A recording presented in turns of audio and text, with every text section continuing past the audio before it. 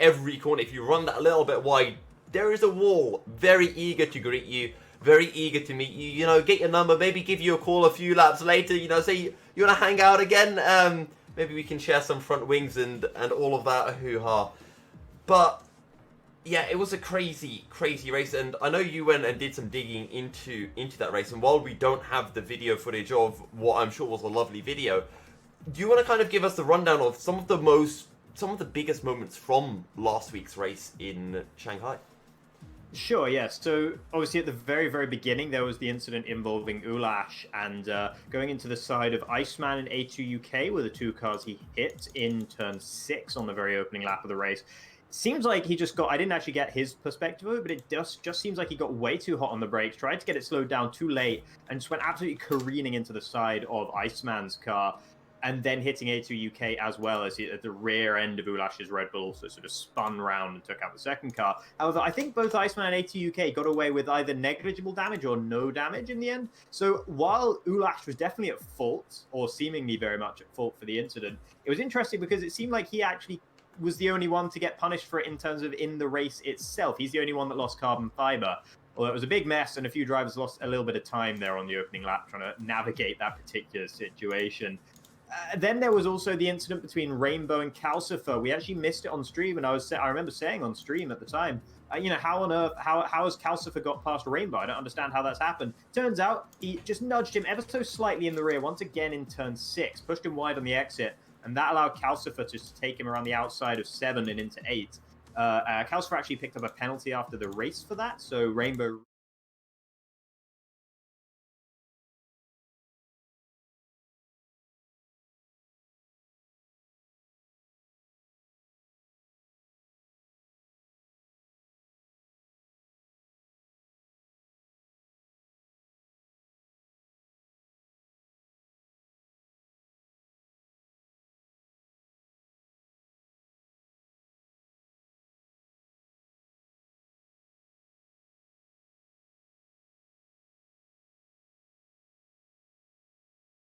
Sorry, apologies for all that. But yeah, sorry. So what I was saying before, I rudely interrupted myself by cutting out all of our audio, is that there might be a little bit of rain on the way here at Baku, although we are waiting for confirmation on what that weather will be for qualifying and the race. Mm-hmm. Yeah, no, I always like to keep a bit of mystery about it myself anyway. I like to not know fully what the weather's going to be going into the race, just so, it keeps us on our toes as well. It gives us something to think about. And if God forbid, the race gets boring at any point, we can look at it and be like, well, what if it rains, What if something happens? But with such a big grid as we're going to have today, and we're going to have hopefully throughout this whole Premier X season, I don't think boredom is something we're going to experience in these races. Oh no, I don't think there is going to be any boredom at all. And, we saw in that first session as well how close the field was pretty much throughout qualifying. Even if, Vallu did take a commanding win, Vexer was right up there. So were the likes of, Paris Burrell. And I should clarify, Paris Burrell, I was mispronouncing his name and saying Burrell is Paris Burrell as well. It was just really close. And sure, Ulas isn't here this week. He's subbing out, and it will be a familiar face in the form of Patrick who will be joining, and we know Patrick's no slouch either. Yeah, Sipos Patrick, the brother, of course, of Sipos Bence, who was, for the vast majority of last season, after either the fastest or the second fastest driver in Premier X, depending on who you ask and whether that person you ask is Iceman or not. But a member of that dominant Williams team. His brother, who's even faster than Bence is in most occasions. We saw him one race last season, I believe, in Brazil, which he dominated. And I have seen him race at Baku as well in Apex Online Racing F2.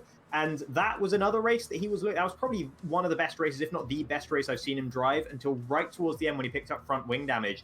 And he also picked up a time penalty right at the end as well. And as a result, that he actually lost the win in that race, which really he had all completely wrapped up in there. And that was against some very strong competition like we're going to see today. So he's definitely one to watch in this one. Yeah, he will be for sure. And I mean, it was just an absolute masterclass really from Patrick that time out, but he did make mistakes. He did rack up the time penalties, and when you have the likes of Vallu, Rainbow, Dougie, Calcifer, Paris Burrell as well, you cannot make those mistakes because any single mistake you make will be punished. And I guess with that, we should probably start talking a little bit about the track at hand, the Baku City Circuit, because you can get penalties at Baku, but they are pretty hard to get because there aren't really that many corners that you can cut. Yeah, no, it's harder to get them around here for sure than certain other parts. However, turn 7, I think, just before the castle section, that's a spot where you can get it, and maybe into turn 16 as well, running wide through turn 1. There are a few places you can pick up these corner cutting warnings, but it is generally less of a threat than it is at the majority of circuits. Yeah, and I mean, with those corner cutting opportunities, of course, drivers have the 2 opportunities to corner cut before they get walloped with a 3-second time penalty. But Baku is not a difficult circuit to overtake at, especially when you do consider that this is a street circuit. What are the big, the hot points that we can expect to see for those overtaking opportunities? Well, turn 1, obviously a big one, at the end of a very, very long flat-out section indeed. And then you'll see people, maybe if they go side-by-side through turn 1, you might see some moves through turn 2. Very hard to go side-by-side through that one, though, as the curb on the inside, which you're going to need if you want to go too wide through that corner, can really throw the car wide. So you'll see people getting pushed out into the wall on the outside of turn 2 quite a lot. Turn 3, another good opportunity, another DRS zone, another long-ish straight into a pretty hard braking zone there. And again, you might well see people shoved on the outside a little bit into the wall there as well. Those are the 3 main ones. You can also see some overtakes into turn 7 just before the castle section. Again, if someone has a bad turn 6, they can leave themselves vulnerable. And then also turn 16 at the end of the sort of top of the hill, not quite straight, but generally very flat out section just after the castle section. But again, that's really tight if you try and go side by side through that.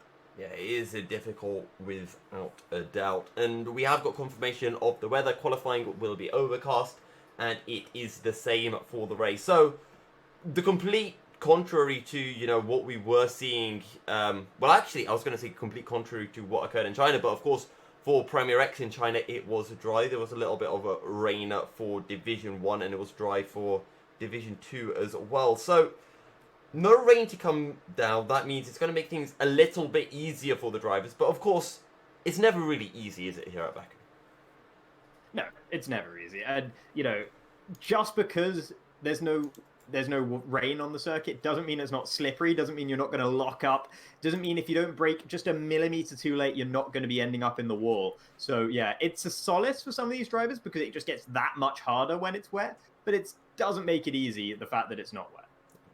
And I guess we can start to almost look forward a bit now to qualifying as well, because I was lucky enough to do a bit of practice with Maverick, and he told me that he's been getting into the 37s lately. So what do we kind of think might be our rough estimations for pole time, Q2, Q3 cutoffs? Because at China last time, we were pretty darn accurate. Yeah, I mean...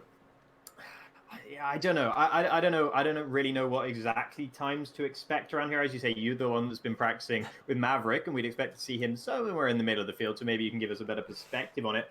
I do know that the fastest. I mean, so Sipos Patrick in that AORF2 race I was mentioning, his qualifying time, which was pole in that, was a 1:37.493. So maybe something in and around there to get to the top, and maybe that would be the sort of top 5 when we get into the final qualifying session, there or thereabouts.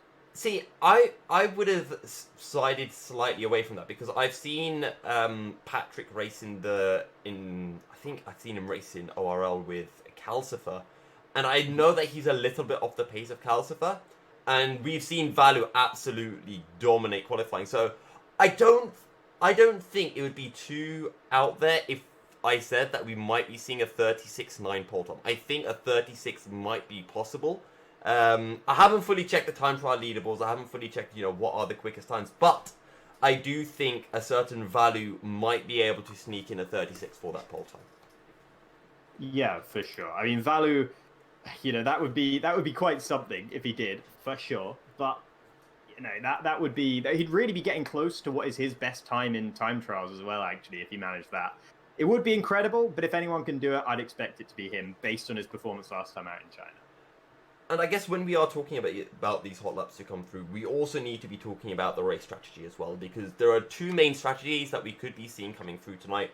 One is the soft-hard strategy, the other is the medium-hard strategy. Of course, for those starting outside of the top 10, they could go for hards onto soft or hards onto mediums. But the biggest thing as is always the case, is you start the race on the tyres you use in Q2. And I just wonder where that leaves the likes of, you know, our top runners like Vallu, like Paris Barrel. Do they risk not making it to Q3 to start on those medium tyres? Potentially. I mean, again, so I think the difference between the softs and the mediums is a bit less here than it would be at some circuits, particularly because the front tires doesn't really matter that much, because with all the 90-degree corners you get, it's going to be less of a big deal. There's going to be less of a delta between those tires, although it is a long lap, which again does extend the delta a little bit in the other direction. So yeah, again, that's a really tough call. Yeah. But with that said and done, it would look, ladies and gentlemen, like we are ready to jump in for qualifying. So without further ado, let's head right on in, shall we? So Q1, 3 qualifying sessions as per usual in Formula X racing. And so far, nobody has left the pits. Indeed not. Nobody leaving the pits for now. And everyone just waiting. Of course, I think the first couple of laps out here, they're never going to be the fastest in the session. People maybe want some other guys to go out earlier than themselves. I think Racebug was the one who was super keen to get out in qualifying the last times we were, or rather in China, every single qualifying. I seem to remember him going out first. He's not jumped the gun quite so eagerly this time around, though. So they're just going to make us fill for time just a little bit here. Yeah, and I think, considering no one's going out, should we drop our viewers with our hot lap video? Yeah, sounds like a good idea. So on that note, guys, enjoy this hot lap from Paris Barrel, and when we're back, we'll be bringing you the remainder of qualifying. We're riding on board with the driver of the day from China, Paris Barrel, as he starts a lap here at Baku, braking just before the curb, using up all of the track, stay off the curb on the inside, but get right over the curb on exit to maximize your exit speed. Nice and late on the brakes to again stay away from the curb on the apex because it just unsettles the car. On exit, it's all about getting the best run possible for the second longest straight on the track. Braking at 100 meters, slow it right down, just kissing the curb. But again, stay off those raised curbs. Pull the car over to the left for turn 4 and use up all of the track on exit. Pulling the car over to the right as you make your way into the slow left-right hander. Keep the car to the left so that you can swing it through the right of turn 6. And now making your way to turn 7. Brake nice and early. It's all about braking early and getting the exit, staying out of those barriers. And now into the castle section, nice and early on the turn in. And the back end just steps out that little bit for Paris, but he keeps it all in check with a nice exit through 12. And now into the double left-hander, completely flat through 13 and 14. Spot your braking point as you drop down the gears into turn 15. Skipping over the curb, as that is the fastest way to get through 15. Down into 16. Again, just kiss the curb, but you don't want to ride over it. And on exit, use up all of the curb, use up all of the track. And now into 18 and 19, a completely flat line of least resistance. And now it's just the little kink of a 20. The only thing left is now to open up the DRS to complete your lap. Do it right as that DRS zone starts, of course. And that is a lap here at Baku, Azerbaijan.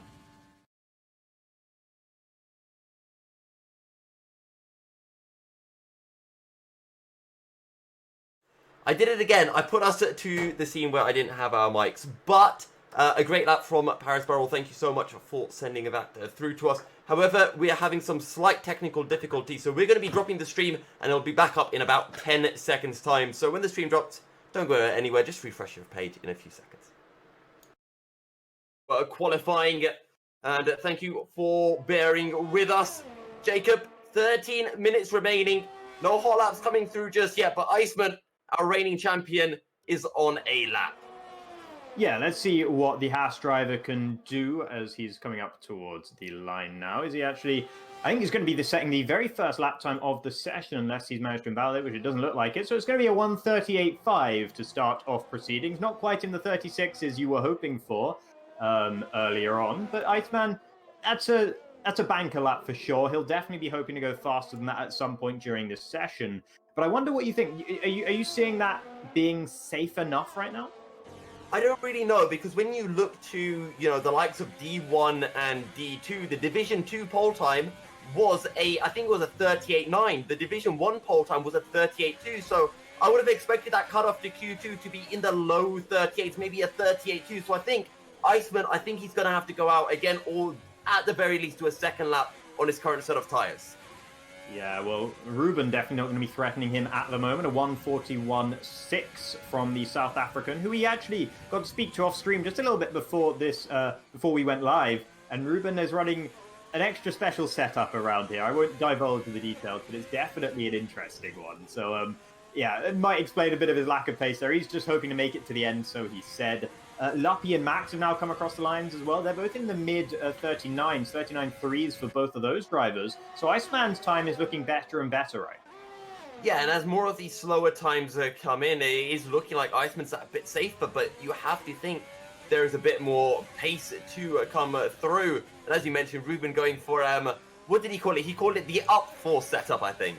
He did. He called it the up force setup, which I think probably tells you all you need to know about its viability. As we now see Simons, who, this Ferrari driver, who we did not see last time out. Vexit was standing in for him in that race in the Scuderia, but now the Austrian driver is here for the second race of the season, up towards the line. What's his first time lap in FXR going to be? It's a 1:38.9, enough to put him second there ahead of AJ, who squeaked up to third.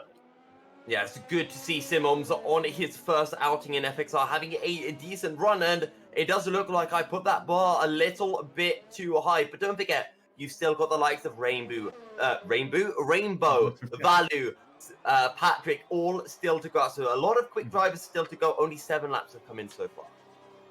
Yeah, and currently there are 19 drivers in the field. I think we are hoping for Kenners to arrive to fill up the final slot before Q1 ends. That's what he's trying to do right now. I think he should be here for the race, though, so I think we are going to have a full 20-car grid once we actually get underway, unless something different happens. Ruben has come through again and has improved by about a second, but it's still a 1:40.6. Cheg Fried Rice here. Actually, he's not changed his name. Chegwin, you're slacking, man. Not changed his name since last time, but Cheg Fried Rice coming through in 6th at the moment with a 1:39.567. That puts him a couple of tenths down on his teammate Luppy, which is a decent benchmark, actually. Only being 2 tenths away from Luppy at this stage, probably not feeling too awfully bad about that one, is Chegwin. And this is one of the people I want to keep an eye on. It was a Maverick, as we take a look at Vexit, because Vexit is back in the seat, reserve driver in race 1, and he's here as a reserve driver again in race 2. Can he continue to take that challenge up to Vallu and maybe look for that maiden win as well? We'll have to see if he does take a win here and Vallu doesn't manage second, then we might actually see Vexit as a reserve driver taking the lead in the championship, and that would be quite something, as we see him taking what is known as the esports line through turn 16. That basically means you cut the vast majority of that corner. Now into the flat out section of the track where you basically don't have to use your brain anymore, and Vexit will just be waiting to come up towards the line, getting a little bit of a tow there, a hint of a tow from the Renault up ahead, but actually not opting to use that too significantly. His teammate, by the way, Elon Tusk, was not present for the first race of the season, so it's nice to see Elon Tusk making it here as well, as Vexit, standing in the McLaren team, goes fastest of all thus far with a 1:38.328. That's about a couple of tenths ahead of Iceman and comfortably ahead of the rest of the pack. However, I do still think that there is more time to come, but either way, at the moment, it looks like it is a pretty good time that has been dropped by Vexit. Patrick, he's on a lap as he begins sector 2. And this is the part of the circuit where you have to be so patient, nice and early on the brakes. Calsper gets well out of the way. And this is what we talked about. There's maybe 2 corners that you can really invalidate. And Patrick just went through turn 7, which is maybe the hardest or the easiest place to invalidate. Yeah, and invalidations, corner cutting, etc., by far the biggest weakness of Sipos Patrick at the moment in F1 2020. His pace is electric. He is the fastest guy of any of these in time trials around this circuit, and he is 14th in the world on PC in time trials, which is just nuts, absolutely nuts, so fast. But he does have a tendency to pick up a lot of penalties over the course of a race. I've seen it many, many times with Sipos Patrick. And sometimes that translates into qualifying as well, struggling to nail a lap, struggling to avoid all those invalidations. And already it's bitten him here, as with about 7.5 minutes left in the session, and he's still yet to set a lap time. Same can be said for Vallu, though, our current championship leader and previous race winner, who cuts a healthy chunk of the curb out of turn 16 there. Now the final challenge into 17, and that'll look neat and tidy. Running wide on the exit, but not too wide so as to invalidate. A bit of a sort of squiggle on the exit there. That will have harmed his speed just a little bit all the way through here, but I still would imagine this will be a good time from the Finn. Yep, let's see what it will be as he makes his way to complete a lap. You'd have to think it's going to be in the low 38s, maybe a 37. And there it is, 37.7. That's more of what I was expecting from the front runners in the field. Yeah, that's almost exactly a second slower than his time trial time. And I hyped up Sipos Patrick being 14th in time trials. Vallu is 16th, right? So there's not a whole lot between them. A 1:36.774, sorry, is what Vallu has managed in his time trials. And of course, time trials aren't everything. And when the pressure's on and when the track conditions are more relevant, when your tire temperatures are more relevant, it can be a very, very different beast, especially when you just can't slam it into the walls in this situation, as you might be able to get away with in time trial and just restarting your lap. So it is a different beast for sure, but it does give an indication of just the ultimate potential of a driver at a certain circuit. As now we're seeing Calcifer, who we thought was going to be our podium sitter on third last time around, but after some post-race penalties got bumped down to fifth, sitting on 24 points in the championship as a result in the Williams, and yet to set a lap time thus far in this session, one of only 5 drivers to do so at this stage, up towards the line, now looking to change that, as we got a big run up towards the line before we're going to see the time pop up on the board. And what's it going to be? It's a 1:38.6. That should be enough to get him to safety, though it is still slower than Iceman, whose time he set at the very beginning of the session is just looking better and better. Yeah, and it's a SMM Sidemax Motorsport 1, 2, 3. Will anyone be able to spoil the party? Maybe this man right here, A2 UK, as he makes his way through the slalom of 18-19, through the kink of a 20. And at the moment, he needs to be getting well into the 39s if he wants any hope of making it to Q2. Across the line, 38.2. That's a good lap. Yeah, that's a lap time from A2 UK. That is what I'm talking about from the Alfa Romeo driver, taking it to Iceman, who occasionally he was able to take it to in Season 1 and going slightly ahead of him. Of course, there has been a significant amount of track improvement, given that Iceman set his lap time at the very beginning of the qualifying session, and it was really a banker lap. But that is a big statement lap time from A2 UK there. Really, really nice to see. As that's a driver in our power rankings, we had him in the bottom half of the field, but showing that maybe he reckons we were mistaken. He had a good race last time out, in the end managed to snag 9th position and thus 14 points in the championship, having started 11th on the grid. And starting second on the grid, it would be a whole lot better. Of course, this is only Q1 though, but that will definitely be enough to get him through to Q2. Yeah, and I just want to bring up something that you touched on, which is the fact that the track is getting quicker. The track evolves over the entire qualifying session, gets quicker and quicker. And of course, it is overcast. It's not sunny, so maybe 2-3 tenths slower than what it could be. Maybe a little bit more. I'm not sure on the exact difference between overcast and, light cloud / sunny.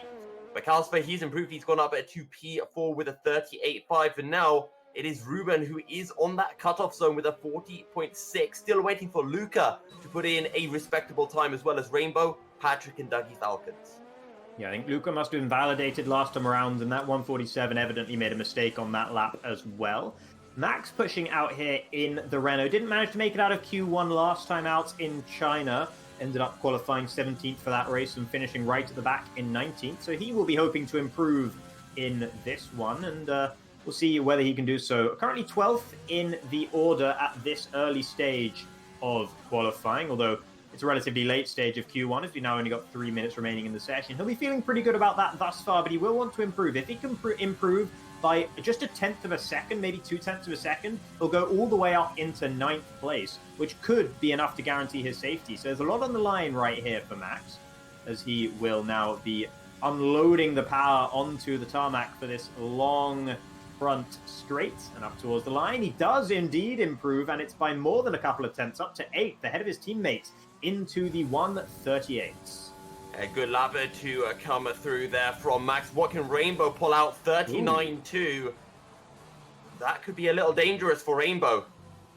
Yeah, he'd have certainly been hoping for better than that. Ruben's managed to improve to a 139.6, but that keeps him in the bottom 5 for now. Sipos Patrick was able to put in a proper lap, and he's gone up into third now with that 138.30. Five Kenners has also arrived in the session a little bit late, so the pressure on for the Red Bull driver, seeing if he can make it out of Q1 or not. And Dougie Falcons as well, yet set a lap time. I'm not sure if he's even tried a lap time thus far this session. Currently on an outlap in the Ferrari, leaving it very, very late and allowing the pressure to build on his shoulders, thinking that he can probably handle it.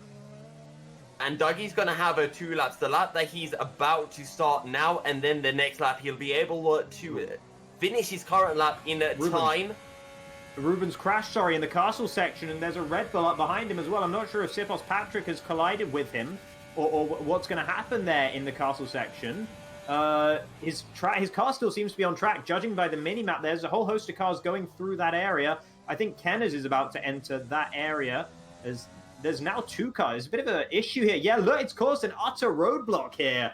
Ruben's car in the middle of the road. He's retired from the session. Finally, it gets removed. But someone's running to the back of Kenners as well.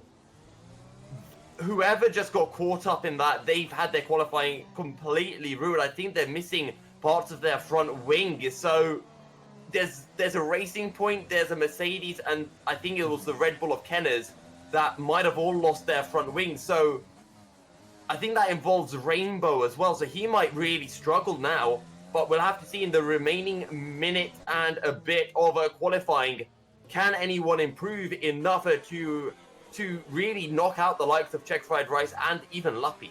Yeah, they just about have enough time to get round. I did see an Alpha Tauri, I think it was, colliding with the back of Kenners. I think Kenners' front wing was okay, but it did seem like he got hit in the rear while he was waiting for the cars to be removed. At the front there, Sipos Patrick going back to the pits and retiring in the Red Bull. That's good to see. Maybe Luppy holding over to the side of the road. He might be in trouble if he's managed to pick up front wing damage. Dougie Falcons, though, on his push lap, thankfully for him, wasn't caught up in that incident. But if he had been, he'd have definitely been regretting the decision to leave it right to the end of qualifying here. He could have definitely been caught out with the British driver in the Ferrari. As things stand, though, he has got away with it.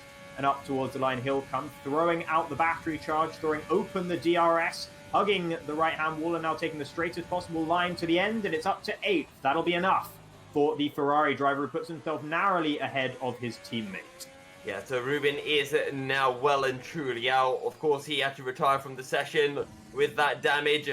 What can Kenners do? Kenners, Luca, Elon, Tusk, can they make a bid for a Q2 in the dying stages of Q1? No invalidation from Kenners, as we saw an invalidation from Patrick earlier on in the session as he makes his way into the castle section. Nice and clean, and he runs wide. It's not looking quick as he invalidates. Yeah, that's the trouble with running wide through there, is you so often invalidate through the next corner because you're so wide on the entry, and it ruins your angle for that corner. And if you want to carry any speed through there, you basically have to cut, and that's what Kenners did, and it has not worked out for the Red Bull driver. No, it has not. And let's see if Elon Tusk can improve here.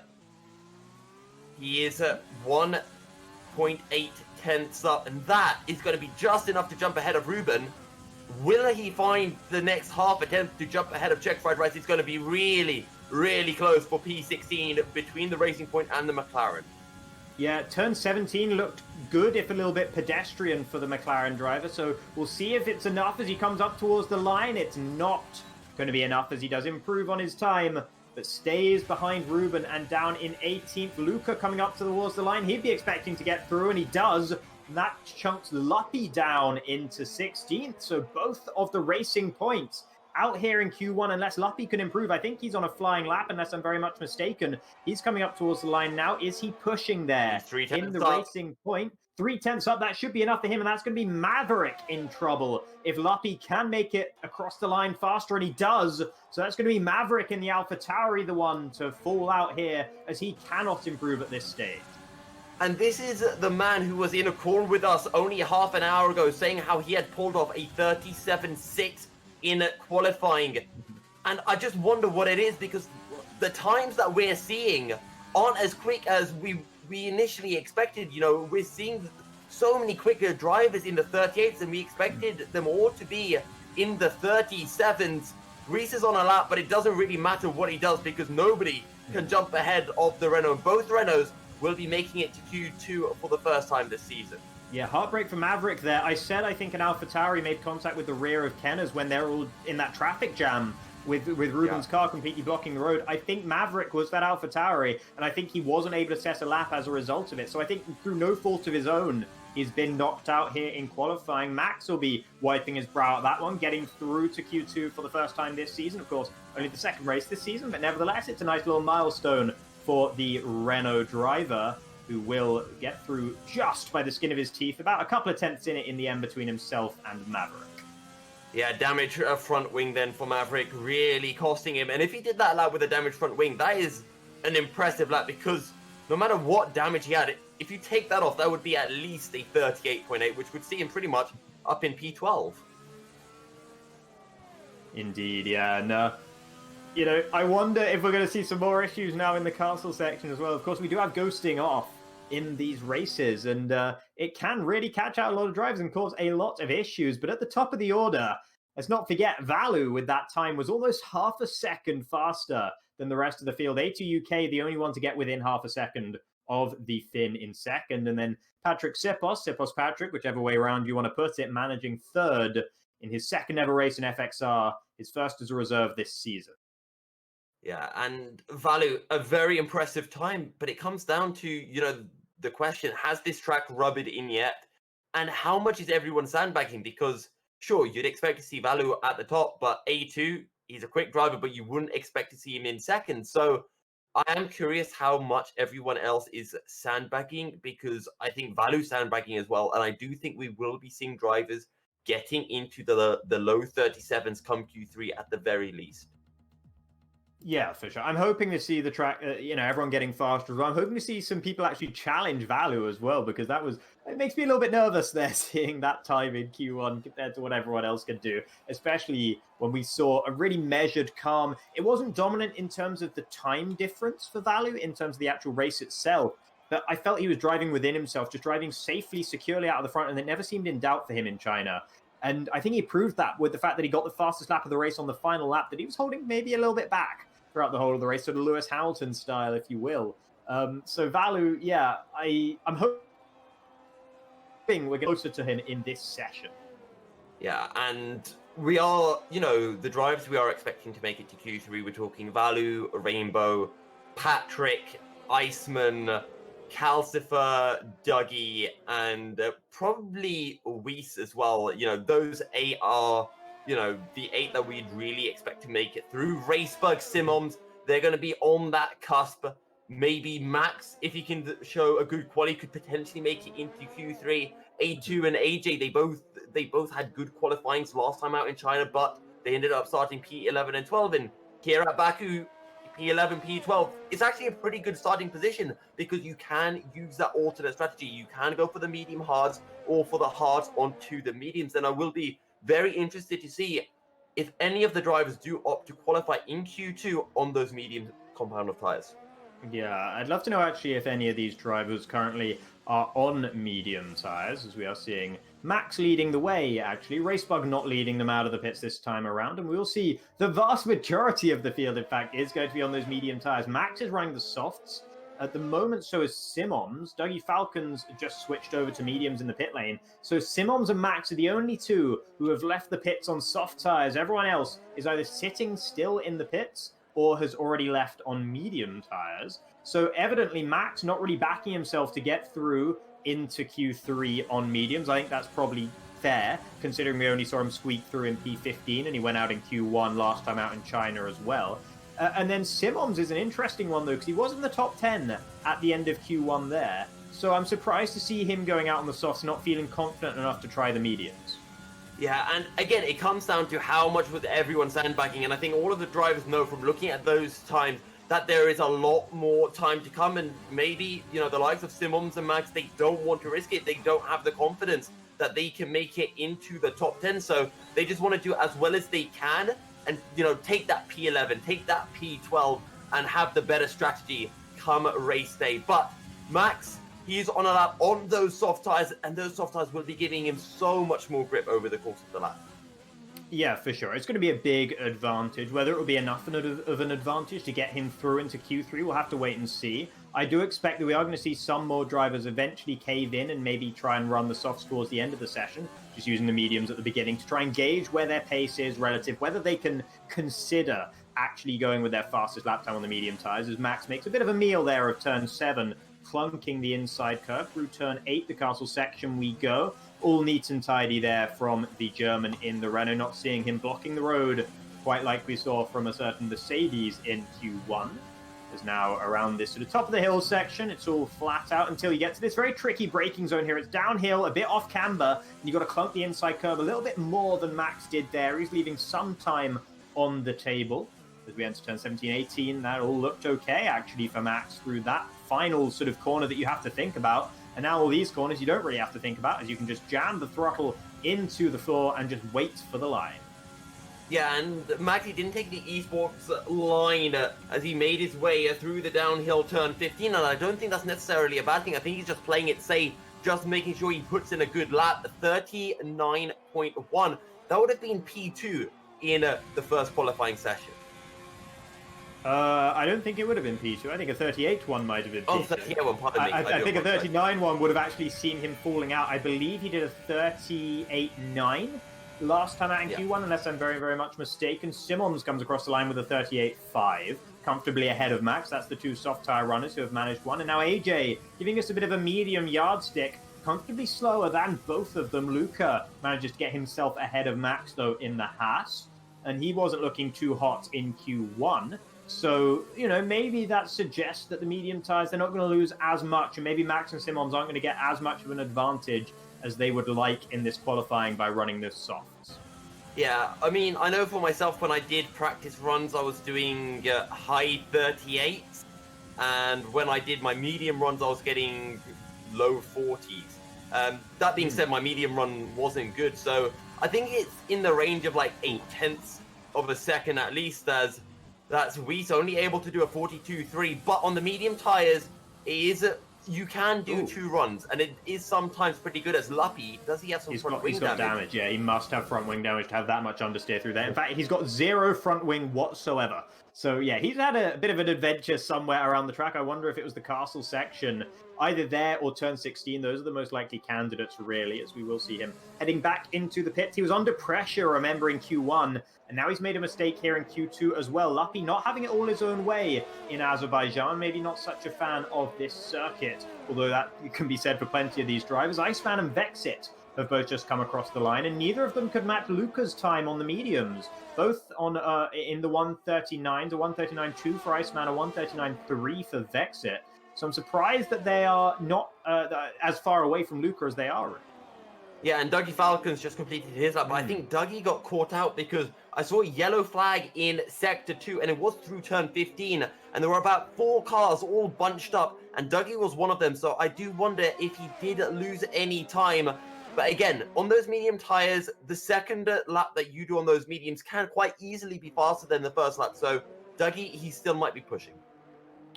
Yeah, we'll see. I don't think he's pushing on this lap. I think he's backed off. Weiss probably will be pushing because that last lap, it looks like he backed out of it at some point. The 142.3 definitely not fully representative of what the Renault driver can do on these yellow-walled medium tires. Now, it's his turn to just wait for the line. He's actually going to hug the right-hand side, which suggests he's going for yet another lap here. It's only a 140.2. Struggling to nail something here on the medium tires. Weiss Racing not having it all his own way. His teammate up in 3rd at the moment, Will Weiss, is at the very back of those who have set the times in 8th. Yeah, and we start getting to that point where we ask the same question that we did back in China. Who decides to chicken out? Who decides to opt for the soft tires so that they can make it into Q3? We've still got Vallu, we still got Patrick, we still got Calcifer as well, all to set lap times, and those are 4 drivers when you include Rainbow as well, that you expect to be at the front end, as Weiss, apparently, he's gone purple in Sector 1. I'm not sure I'd trust that, though. He was only about half a tenth up on his previous best time, but it might be true that he just had an ace sector 1 the last couple of times as well, and it was all throughout the rest of this track. Oh, I thought he was going to hit the inside wall there in the castle section. He left no margin for error there whatsoever. As Vallu goes up to second, a 1:38.7. That is a hell of a lap time on the mediums, once again reaffirming just how strong the Finnish driver is in that Alpha Tauri right now. Esports line there, taken by Weasel, though he was actually quite slow on the apex there. I felt he braked quite early for turn 16 there, 17, 18, and now just once again waiting for the finish line. Still has his ERS into hot lap mode, so I think he's still pushing here. Either that or he's just going to go straight back into the pits. Whether this lap is fast enough or not, we'll have to wait and see. He is drifting over to the left-hand side of the track, so I wonder if he is going to head into the pits. Yes, he is. So evidently that lap was not going to be enough of an improvement either, and Weeze, under pressure at this stage, might have to look for the soft tyres instead, as Calcifer makes a mistake into turn 16, 17, 18, this section of the track. Now a little bit of a lock-up into 17 that will have lost him a couple of tenths of a second before he comes up to the line. I think you can get away with that lockup. It was fairly minor, but let's see if it does cost Calcifer too much time across the line, and it is a 39-2 for the Estonian. Yeah, so I mean, depending on how much time he lost there, we could be expecting to see him going up to the 1:39 flat, potentially maybe challenging Luca's level of lap time. So that's a solid lap from Calcifer, especially as we did see that little error there towards the end of the lap. Rainbow out there on soft tyres, not backing himself on the mediums. That's really interesting to see from the Lithuanian podium sitter last time out, third in the championship right now, and definitely one of the guys we're expecting to be one of the fastest throughout this season. But he didn't look stellar in the first qualifying session here today, and now feeling the need to go out on softs rather than mediums with 5.5 minutes remaining in Q2. But it might be the smart call, Jacob, because if he did go out on mediums as Patrick, he runs wide, but you can do that. As long as you go sufficiently wide, the game will not invalidate you on the exit of turn 12. It's only when you go a little wide that it invalidates you. Let's see what Patrick can pull out. But for Rainbow, it might be smart not to go in the mediums, because now he's got 2 fresh set of mediums for the race, which, if safety cars come into play, he could find himself in a beautiful position for the final 12 laps. Yeah, we'll hope to see him in that position for sure, because I think he is one of the drivers on his day that can likely challenge Vallu. As Patrick Sepos, probably another one of those drivers. He is backing himself on the medium tyres here in the Red Bull. Yet to set a lap time thus far in Q2. Hasn't invalidated this one as he comes up towards the line and does a 1:38.9. Up into third he goes. So that's now the second fastest medium tyred lap that we've seen thus far in this session. Only Vallu has gone faster on those yellow-walled medium tyres. As Racebug heading straight back into the pit, so not happy with his lap on those soft tyres. He didn't invalidate, so he's just going back in. Must have made some kind of minor mistake out there as Luppy up towards the line on the mediums, only good enough for 11th, but that's okay. Yeah, so now you've got the likes of Reese, Luppy, and I think Dougie as well, all of whom did their laps on medium tyres, and well, they're going to have to switch, put on a set of softs, and improve, unless they want to take the hit and start in or start below 10th place, but with that free choice of tyres for the race.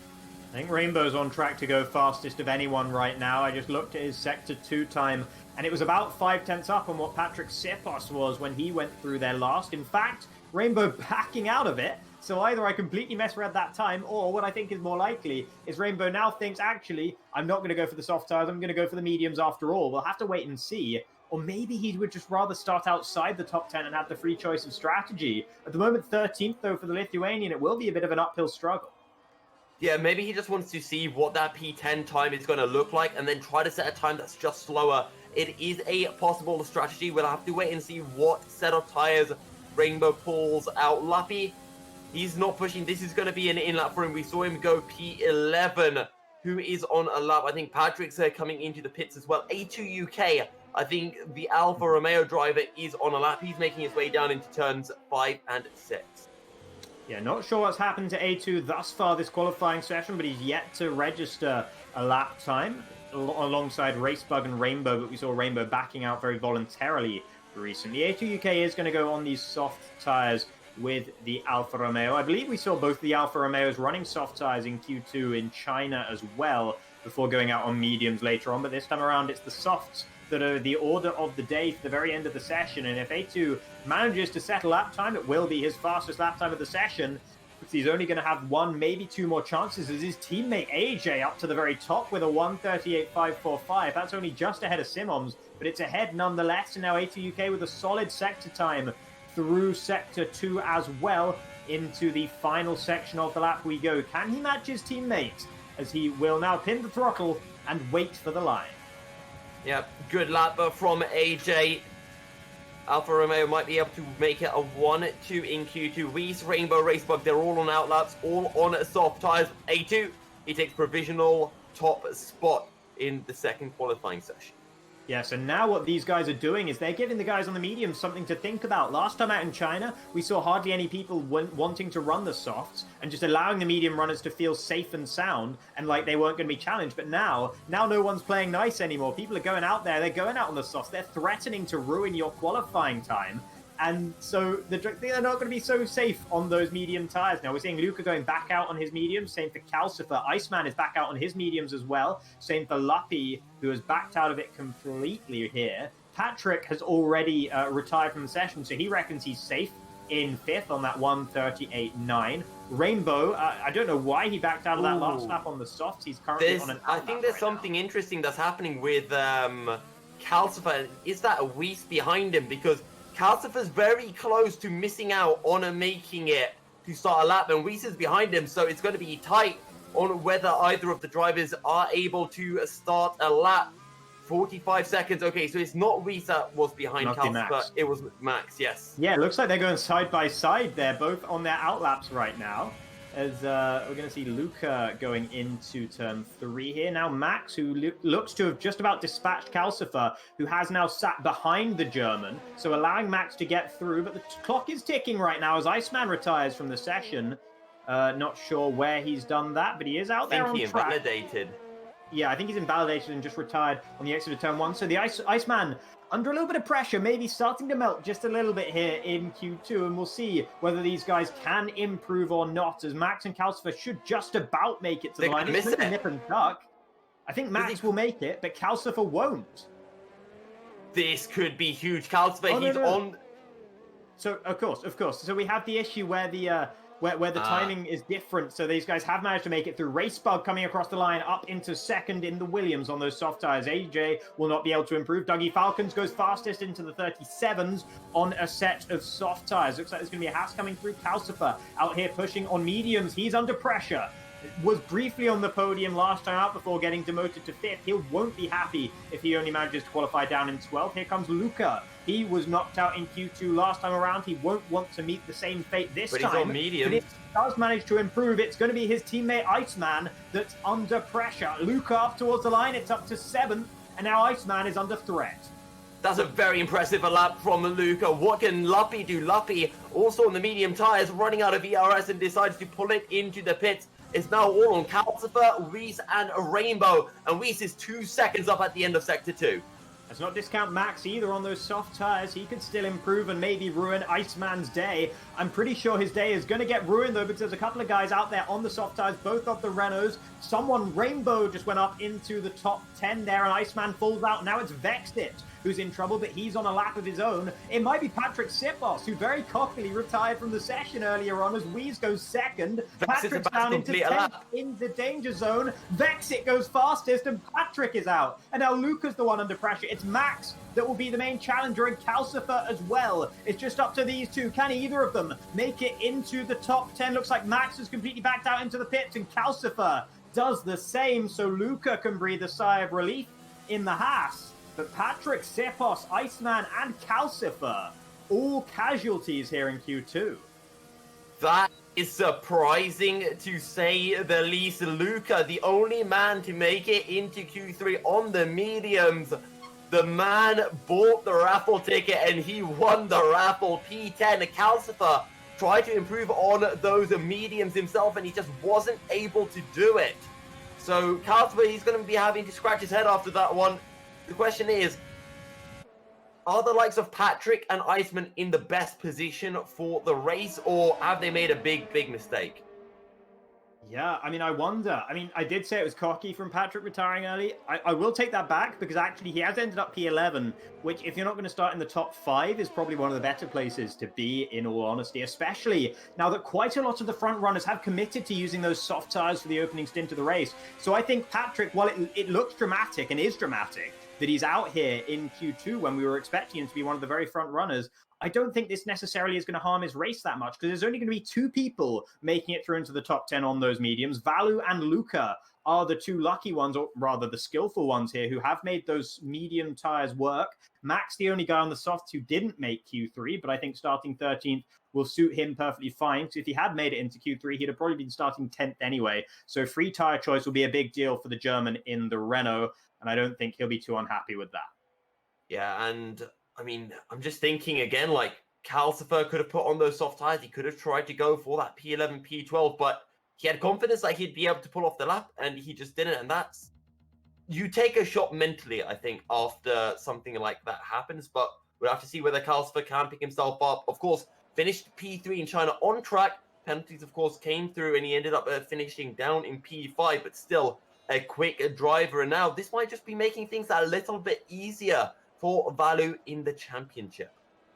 Yeah, we'll have to see. I mean, honestly, though, Vexit is currently his main challenger, though he is a reserve driver. So if Vexit manages to make his way into the actual lineup at any point, it might well be him that starts to challenge Vallu at the top of the standings. The rest of these guys, Dougie, Falcons, Rainbow, they're the 2 highest in the championship, and the rest of them, not really any of the big point scorers, with Paris Burrell not here today, with Calcifer falling out. You know, a few of the guys we'd expect to see right at the front not actually going to be present here in Q3. And this gives a great opportunity for the likes of Simons, who's in his debut race in Premier X, to already prove himself here. Already done a great job to make it up into Q3. Let's see what he can do now.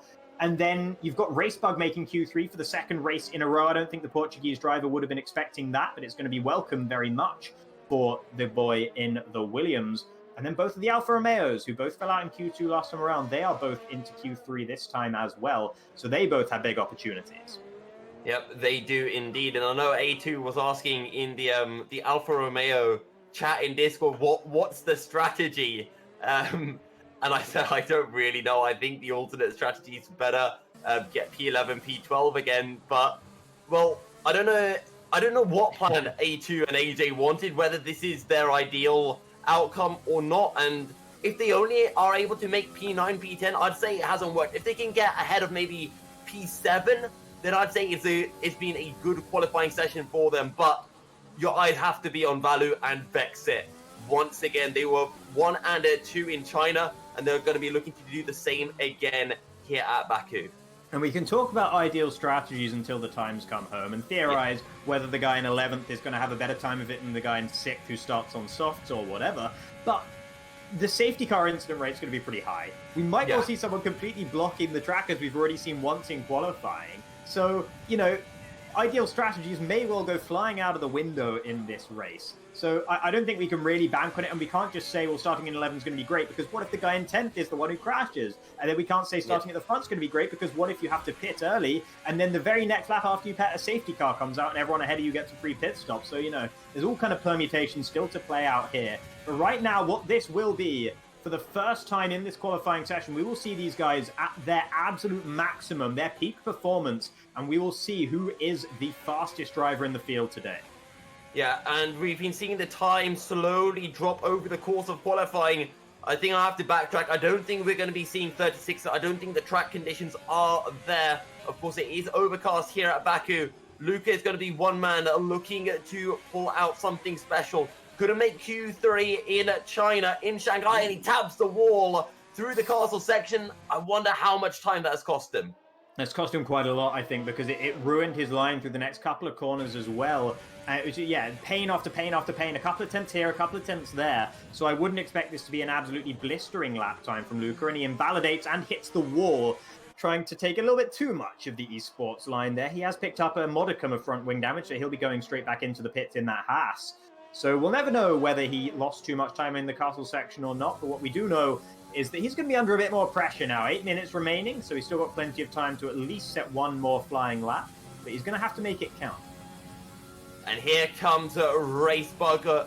This is going to be the first lap to be completed. Actually, I think Luke is in the pits, so sorry, I do apologize. So let's see what the banker time, what the benchmark is from the Portuguese driver, 39.3. That's not a good benchmark. No, it's not a good benchmark. That's a P10 time if I've ever seen one here in Q3, unfortunately for Race Burger. Simons goes and proves that by going 1.1 seconds faster on the very same compound of tyres. So Simons actually with a really good job on that lap time. Rainbow only managing a 38.9. That would have only just got him through in Q1. So that's not a great opening time for the Lithuanian here in Q3. Let's see what A2 UK can do. We saw him putting in a good lap time in Q1, I seem to recall, in the Alfa Romeo. I think he ended that session second. Up towards the line. Is it going to be second again? Yes, it is for now. A 1:38.699. That's definitely beatable, though. Will AJ be the one to do it? In fact, AJ will be the one to beat everyone thus far. Up to the top with a 1:38.1. That's a very solid lap time indeed. We've only seen a couple of lap times in the 37s, though far, from Dougie and from Vallu. But Vexit now makes it 3 with a 1:37.960 in the McLaren. What can Wheeze Racing do in the similarly engined Renault? It's only 4th with a 1:38.4.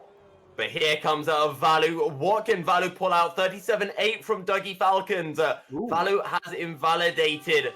And I do wonder what would be possible from Mr. Vallu if he does get his lap together. 37.2. Okay, yeah. Vallu has some pace. He just needs to make sure he doesn't invalidate next time round. Yeah, that's an incredible lap time right there from Vallu. But of course, invalidated. We don't know how much of which corner he cut. So it may well be that he gained a lot of that time on the corner cut as well. We can't say for certain, of course. There aren't that many corners where you can cut and gain that much of an advantage here, though. So again, that's going to bring some sweat to the brows of some of the guys up there at the top of the order at the moment. Dougie Falcons from Vexit, from AJ, who's having a solid qualifying thus far in the Alfa Romeo. This would be a big turn up for that team, having both fallen out in Q2 last time around. AJ as well, only managing to finish 16th in the race in China after a few issues. So, this could be a real shot in the arm for his campaign. That is for sure, as Vallu now pushing once again, leaving nothing on the table through the castle section, though he does run a tiny bit wide there. Jacob. I think he's just trying to get back to the pits as quickly as possible. You're right. He's taking some risky lines through the castle section to do that, but yes, he is just going back into the pits, so you're right, he has just baited me on that one. Yeah, he completely heats himself over the curbs, but... Okay, so I just want to point this out. This is almost the complete opposite situation as what we saw in China. It's now Dougie and Vexit who have set the quick times, and it's a Vallu who invalidated that first lap. Remember, back at China, it was Dougie and Vallu who had set the quick times, and Vexit invalidated his lap when Vexit's lap looked so quick. Mm-hmm. Indeed, we'll have to wait and see who's going to crack under the pressure this time around. Will it be Luca, who's already invalidated one attempt after having made a mistake earlier in that lap as well in the castle section? Now he's the only one out there pushing on track at the moment as Dougie Falcons is heading back into the pits. So Luca has all the track to himself. He has the camera to himself as well as he's pushing through Sector 2 here. That'll look pretty good in the most awkward section of the track. Turn 5 and 6, I should say. Through turn 7 we go, not cutting too much on the entry, but cutting just enough to keep the pace into the castle section as well. That's neater and tidier than last time, certainly. We were on board with the Croatian on this part of the circuit, and now up towards his old nemesis, turn 16, the one that caught him out last time around. What will he be able to do on the final sector of this lap? So far it's been looking good from Luca at 34.4, and he invalidates.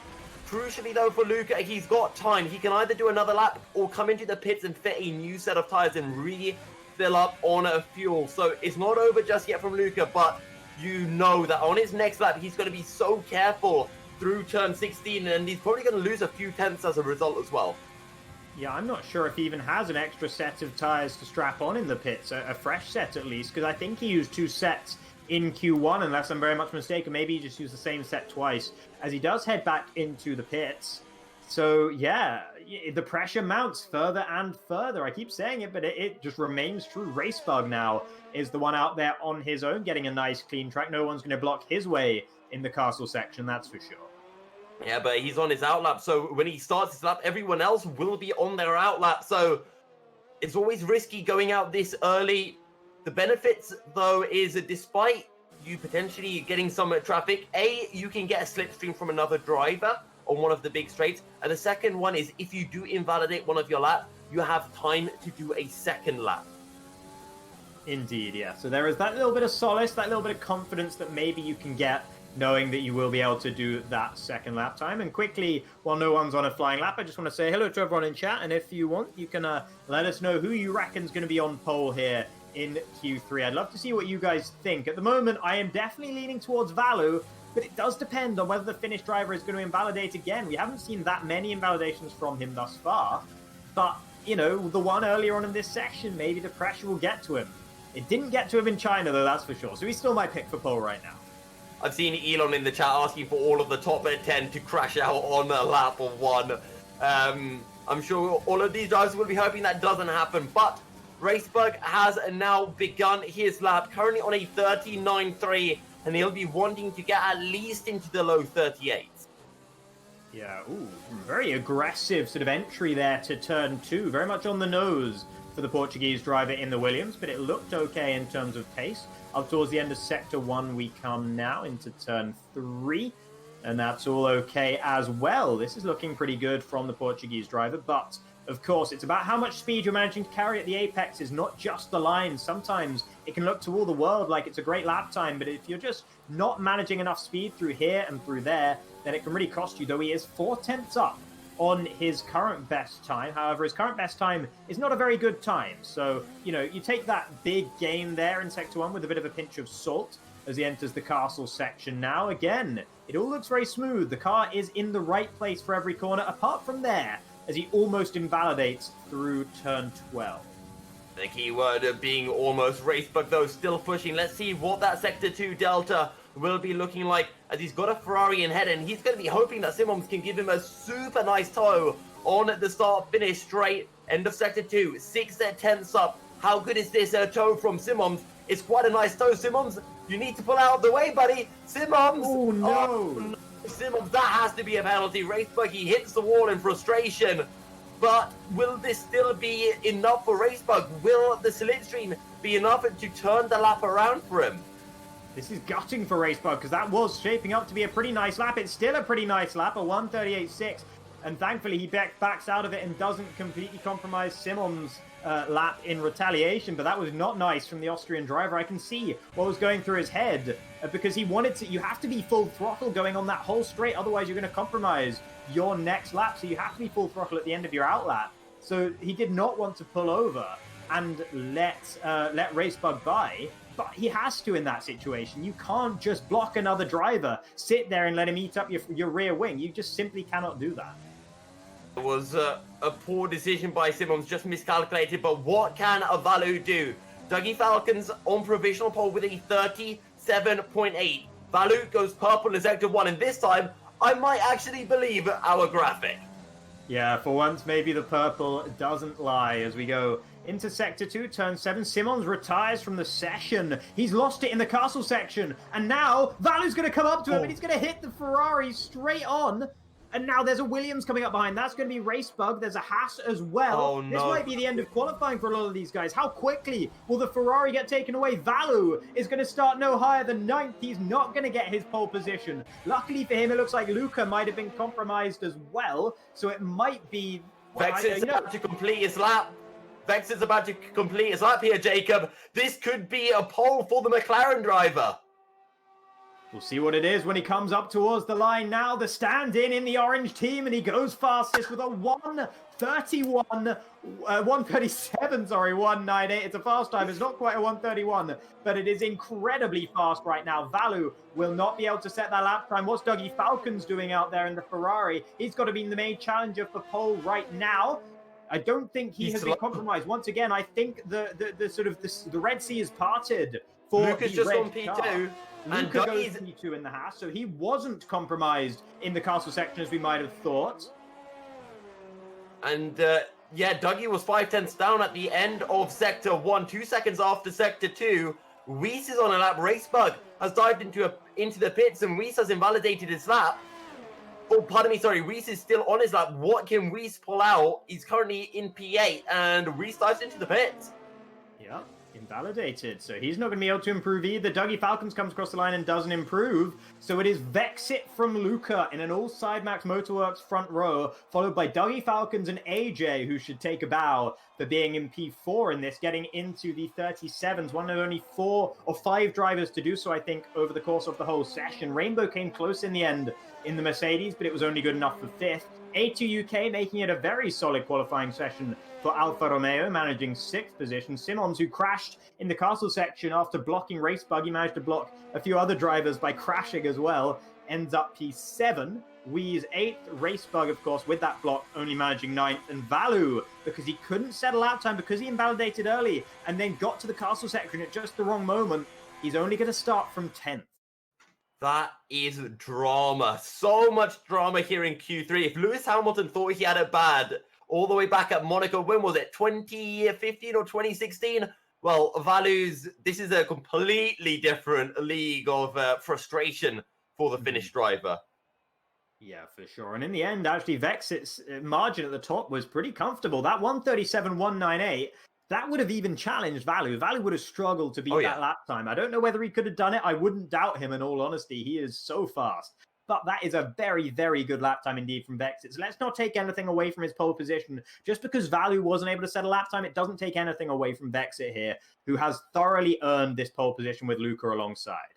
I think we always knew it was going to be a battle between Vexit and Vallu, just like it was at China. Maybe with Dougie there as well. And that's what we saw. But I'm really, really impressed by Luca because, you know, he didn't have such a great race last time out. And now he's starting all the way up in P2. A fantastic lap from the Haas driver. And this could really bump them up in the championship as they're currently sitting down in 5th place.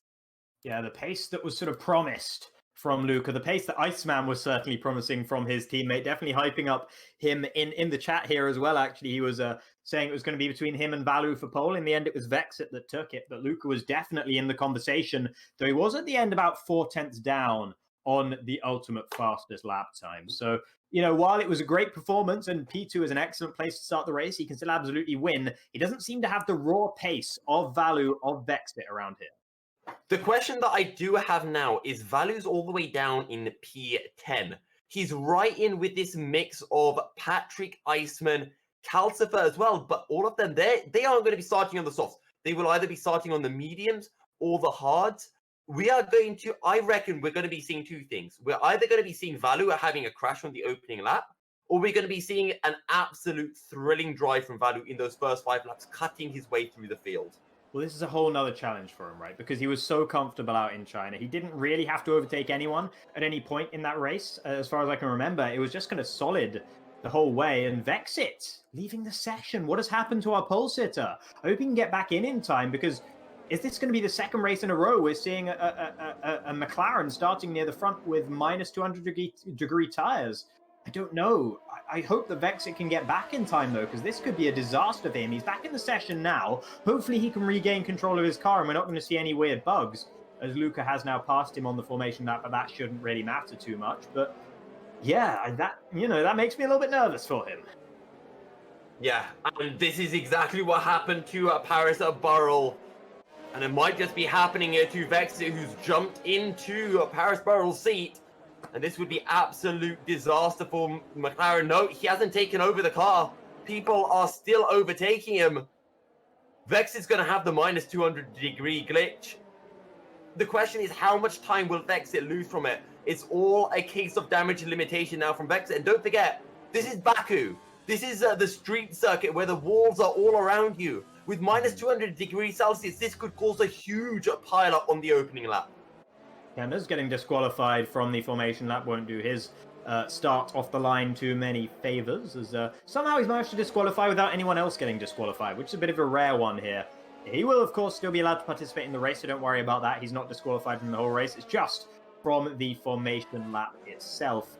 And if we could quickly check the tires that everyone's running right now, just like to see what everyone outside of the top 10 is going with. The majority of them opting to run the hards, apart from Kenners and Luppy, the only 2 drivers with the choice who didn't choose the white-walled hard tires. They're going to be starting on the mediums, as are Luca and Vallu. And let's not forget that Luca on those mediums, Vexit, didn't manage to get through Q2 on medium. He went for softs instead. So that might give another advantage to the Croatian if the minus 200-degree tires that Vexit may have wouldn't be enough. Yeah, and I'm just thinking about constructors. Good starting positions for the Haas drivers. Alfa Romeo and Ferrari as well. They could all be making big inroads. All of the drivers outside the top 10 starting on hards with the exception of Lappi, who's on medium. So expect Lappi to really be challenging the likes of Max and Calcifer.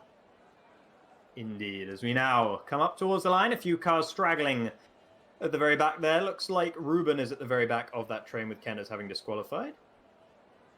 Calcifer just holding up the field, just making sure that he has the warmest of everyone's tires. Pretty smart from the Estonian, but keep an eye on Vexit. Does he have the minus 200 degrees tires or not? That run into turn 1 is going to be critical. Such bad luck for the McLaren team if that would strike them 2 races in a row. As the lights come on now here in Azerbaijan, they go out. We wait for them to go out for the drivers before... Oh, it's a long hold here for all of these guys as we finally do get underway, and it does look like a poor start for Vexit. Indeed, that's Luca straight into the lead, and Dougie Falcon's challenging as well. Vexit going to be falling down to 3rd, but he's managed to hold off the Alfa Romeo of AJ, who's had a poor start, and Rainbow, who is challenging him now into turn 2, but doesn't want to stick his nose up the inside there. The Alpha's going side by side through turn 2. It's so hard to do, but they have managed to pull it off without any tears there between AJ and A2 UK. But A2 going to try and make his teammates opening lap even worse by taking him. Will just slot in behind in the end for turn 3. Kenners he's retired from the session. Don't know what happened to him. Maverick's all the way at the back as well, as we have a virtual safety car here for Kenners' retirement. And this is a perfect for Vexit because his tires will still be cold, and now he's got a chance to warm up his tires. He only dropped down to P3, so this is really good for Vexit. But Luca's leading, and don't forget, Luca's on the medium tires, so Luca is in a phenomenal position right now. Yeah, no inroads for Vallu on this opening lap thus far, either on those mediums. Wasn't able to jump a race bug off the start. They're currently still in 9th and 10th as they started. So it's still Simons, Wheeze, Racebug, Vallu, Patrick, Sipos, Iceman, Max, Calcifer, Luppy. I think they're all in the exact same order they were before, unless I'm very, very much mistaken there. So not too much movement in the very midfield right now, as we're still under this virtual safety car conditions. Didn't catch what happened to Kenners, but we've hardly seen any of him this weekend. We might get to see him try 1 lap in Q1, and that was about it. And now he hasn't even made it 1 lap in the race. Yeah, so I know Kenners, he crashed in on the entry to turn 3 as Luppy has a 5-second time penalty. Has he had to overtake someone? And Calcifer, he's got a warning as well, so I wonder what's happened between them. Did Calcifer speed at the end of the virtual safety car? I don't know. It's potentially that, though I'd never rule out a bug, as it looks like Dougie Falcons has got an excellent restart here. There's a long drag down to turn 1, but it's not quite long enough for the Ferrari man, who sticks in P2 for now. Vexit still struggling, still probably hasn't got those tires quite where he wants them right now, and this is going to allow Luca and Dougie to build a bit of a gap out at the front. Rainbow will want to get past the McLaren driver as quick as he possibly can, because he is being held up right now. No DRS for him, as it looks like Vexit, they're struggling with connection. He's going to lose out to Rainbow there, as thankfully he ghosted through as a result of that connection issue. The 2 Alphas still behind it, still AJ from A2. Weaves has managed to get past Simons further down as well. It's still Luca leading from Dougie, although it's still close between those guys. Dougie has the tyre advantage for at least a couple of laps still. And I hope he has his connection issue sorted, because he was so quick in qualifying, and he was a firm favourite as well for the race, with Vallu starting all the way down in P10 and someone having a look down into turn 7. Thankfully, there is no contact between the drivers.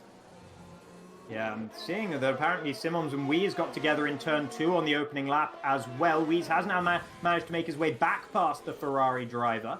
And the other Ferrari still here in P2, still harassing Luca up ahead. Rainbow closing the gap to them a little bit. It's 1.2 now. He'll be hoping to get within DRS range before it is enabled, as he did lose out a bit of that time stuck behind Vexit, who now seems to have got his tyres just about where he wants them, as he's not losing time hand over fist quite anymore. AJ and A2 still within that 1 second mark, and comfortably within 1 second at the front is Dougie Falcons. This is going to be a bit of a wave by here for the race leaders. Luca cannot do anything to fight back right now. The back straight, or the front straight, sorry, is just too long. He might even think about repassing him after getting some slipstream of his own into turn 1. The And backs he'll out a have bit on those DRS as medium well, tires. Jacob. That's the crucial thing. DRS is enabled, so Luca can definitely strike. But he has a little moment with the rear on the exit. That might be it. Dougie now needs to get his head down and try to pull away from Luca. Get outside of that 1 second zone as quickly as possible. Yeah, big gap forming now between A2 UK and Wheeze as well. I'm not sure if Wheeze picked up any front wing damage in that incident with Simoms in the opening lap. We didn't quite catch it.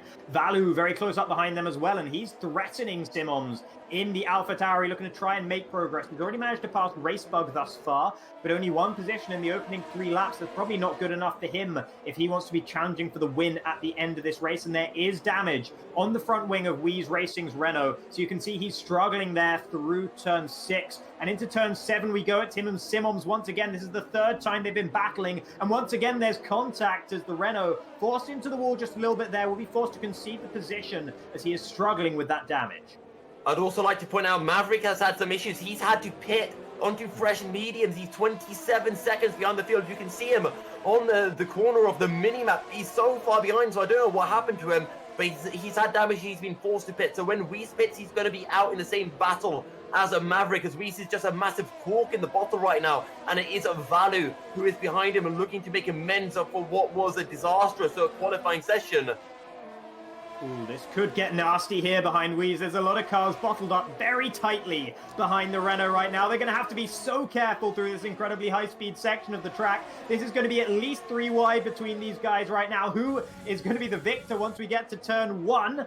As the 2 Alfa Romeos are battling up ahead. A2 UK's managed to get that position, but here it is, the 3 wide moment. It's Racebug on the inside. He has the best line for turn 1, and he does take it, but around the outside, sweeping past goes the Alpha Tauri of Vallu, who holds on and now claims P8 away from Wheeze, who is struggling so much in that Renault, going side by side through turn 2 yet again. He'll have been having flashbacks there, but he kept it out of the wall this time around. Racebug trying to maintain the position ahead of the Renault driver, but just because he has front wing damage doesn't mean that Wheeze wants to concede the position, as he's still battling, but he has to back out of it in the end. He doesn't have enough downforce, and now Patrick Sipos needs to be able to try and navigate the Renault up ahead. Iceman as well. There's still a train behind him here. Vexit trying to get past Luca here, who of course on those medium tyres, struggling for pace in the very opening exchanges. Yeah, and Vexit got past Rainbow into turn 1. And don't forget, these two, they're both from Sidemax Motorsport. You can see the SMM in front of their names. I wonder if Luca will make this difficult or not. I don't think he will. Luca, will he pull over? Ooh. Yes, he does.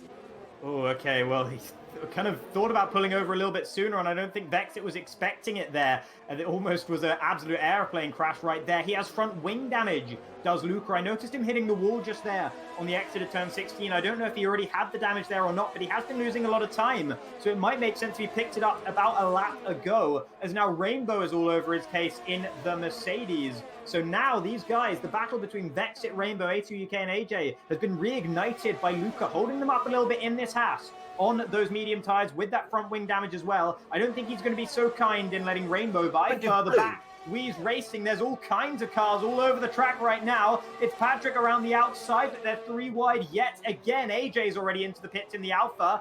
And who's it going to be taking the advantage here between Vallu and Patrick? Patrick trying to go around the outside. We expected this to be the battle for the lead. At the moment, it's just the battle for 8th, and it's Vallu who holds on to that position for now. A Racebug, Jacob, so he dropped down the order and he's had to fight his way back up. Right now, though, for Weiss and for Luca, they need to stretch their tires a few laps longer so that they can put on the hards and go to the end. That's why Weiss hasn't pitted yet, despite having front wing damage. Yeah, no, definitely makes sense. You don't want to compromise your strategy, as painful as it can feel to drive around at that pace. If you can keep other cars behind you, they're forced to be at that same level of pace as well. So, you know, it doesn't hurt you that much relative to the cars behind. To the cars ahead is a bit of a different matter, but he's still only losing about a second a lap or thereabouts. He'd lose a lot more. Safety car coming out, and I wonder why that is. I can't see any obvious incident on the mini-map there. No, I'm not sure what it is for. No one really dropping down the order. Someone must have just hit the wall really, really hard. Luca's dropping down the order, so I wonder if he, with that front wing damage, whether he crashed into the wall at some point in the castle section. Yeah, his wing's completely gone. is this a blessing in disguise though for Luca? Because he's going to be able to put on the hards and go to the end. The question is though, who else bites the bullet? Because the hards can get to the end from this point, but you've got half the field. They're already on hard tires, Jacob. Yeah, this is actually really bad news for everyone on those hard tires because they can't really pit right now. And it's going to give a free pit stop to everyone who started on those softs. So the Contra strategists are going to be absolutely just crying right now. They're going to be so unhappy with this situation. We'll have to see what their decision is. The medium tire runners are coming into the pits as well. Patrick Sipos, the lead of the hard tire starters, does indeed remain out there on the circuit, which I think is the right decision. Of course, everyone going onto those hards, there's only going to be a 5-lap difference in age between those who are pitting now and those who started on those hard tires. So that's not the end of the world. They can still maybe battle and try and take the track position here. Patrick, this might still play into his hands. We'll have to wait and see. But of course, he is going to have to pit at some point during this race. Yeah, so the normal strategy if you're starting on soft tires is to pit on lap 7 or lap 8 and go to the end on hards. Your hards will probably have about 60, maybe 70% wear if you're really bad on your tires. So with this being the case, maybe 65 to 75% tire wear for the hard tire runners. So everyone who's on a hard right now, or pardon me, the people who didn't pit onto hards, they are going to have to pit at about, let's say, lap 18 as Luca. Oh no. That, I think that'll get removed from Luca. I think that gets removed for Luca, unless he has to serve it in a pit stop. But going on to what I was saying, so for the likes of Elon Tusker, Czech Fried Rice, Patrick as well, they're going to be looking to pit lap 17, 18, put on the softs to the end. But look at Calsman Iceman. I think they've made the right decision to pit onto mediums, and now they'll just go mediums to the end, or medium softs to the end. And it's going to be really, really close in terms of strategy between them and the likes of Patrick, who stayed out on those hards. There's a whole lot of cars. There's a whole host of cars between them, though. I don't know if they can make up that many places. It's a full grid here with only Kenners having fallen out and only Maverick behind those guys. They're going to have to pass Luppy, Weeze Racing, Luca, AJ, Racebug, Vallu, A2UK, Simons before they even get to the back of the guys who stayed out on their hard tires. Elon Tusk, Ruben, Czech Fried Rice. These are the guys we wouldn't be expecting to score big points most weekends, but they have a decent opportunity right now to get up at least to the sort of middle midfield places at the very least, rather than being towards the very back. And Ruben was not fancying his chances going into this race. He might be feeling a little bit better about them right now. They're sick. Jacob, I just want to mention this quickly. There's a second possibility. Calsman Iceman, they pitted onto medium tires. They can now pit back onto those hard tires. The safety car hasn't come in. That way they would have served that pit stop and that change of tire compounds that they had to do. Let's see if the Williams or the Haas dive on into the pit. And the answer is no, they're going to stay out. And maybe they just didn't have any fresh set of hards available to them. Yeah, Luca's gone back into the pits now. So he had been on hard tires. I did see he picked up another 5-second time penalty for a collision with AJ. So, colliding behind the safety car, it seems like AJ's also picked up a penalty there as well. Hard to say whose fault that was. Of course, we didn't see it. But Luca maybe picked up front wing damage there, perhaps, if it was really a proper incident. And that might be why he's been forced back into the pits yet again. It seems like he served one of his 5-second time penalties there as well, under safety car conditions. But if the first of those penalties was unjustified, that makes sense. Elon, what's happened to the McLaren driver? He's falling down to the back of the order. What is happening to Elon Tusk? Because he lost it behind the safety car. He's facing the wrong way. He's done it. He's done the thing. He's behind the safety car. Elon, it was looking so good. He was up in 7th. It was such an opportunity for the Canadian who missed the first race of the season. And now he's in 18th. Well, you say that. We saw it from Lowenker actually in the Division 1 race yesterday. He spun behind the safety car. I think he did it on the exit of turn... I think it was on the run to turn 15. So that's twice now in two consecutive days. We've seen someone spinning behind the safety car. And Elon, he's going to be so far behind because the safety car, I reckon, is coming in at the end of this lap, Jacob. That is a disaster for the Canadian who... finds himself behind Maverick, who was compromised so heavily at the beginning of this race. He's been brought up to the rest of the pack, so at least the safety car suits him. It hasn't suited AJ, who's lost out big time behind this because he came into the pits a lap before the safety car to go onto hard tires. And as a result, he's lost out not only to his teammate, but to the likes of Vallu, Racebug, Simons as well. Have all managed to get past AJ. Simons actually seems to have gained rather a lot under this safety car. So he had a very good pit stop because a lot of the cars he's behind are ones who haven't pitted yet. So he is sitting pretty in 7th at the moment. Yeah, just keep an eye on Dougie because Dougie's got fresher tyres than Sipples, and we have seen carnage in safety car restarts in Division 2, Division 1. Patrick has gone. Patrick has absolutely pulled the trigger, and it seems to have caught Dougie out here. Of course, if you pull the trigger early, you run the risk of getting slipstreamed down into turn 1, but if you catch the car behind off guard, you should be okay, and that's exactly what has happened here. Vexit's not close enough to Dougie either, so Mr. Falcons will hold on to P2 for now. Rainbow in seems to have a pretty poor restart as well. Lucky and Calcifer are battling further back as Elon Tusk has had to go into the pits. So it gets even worse because, of course, he damaged his front wing in that incident.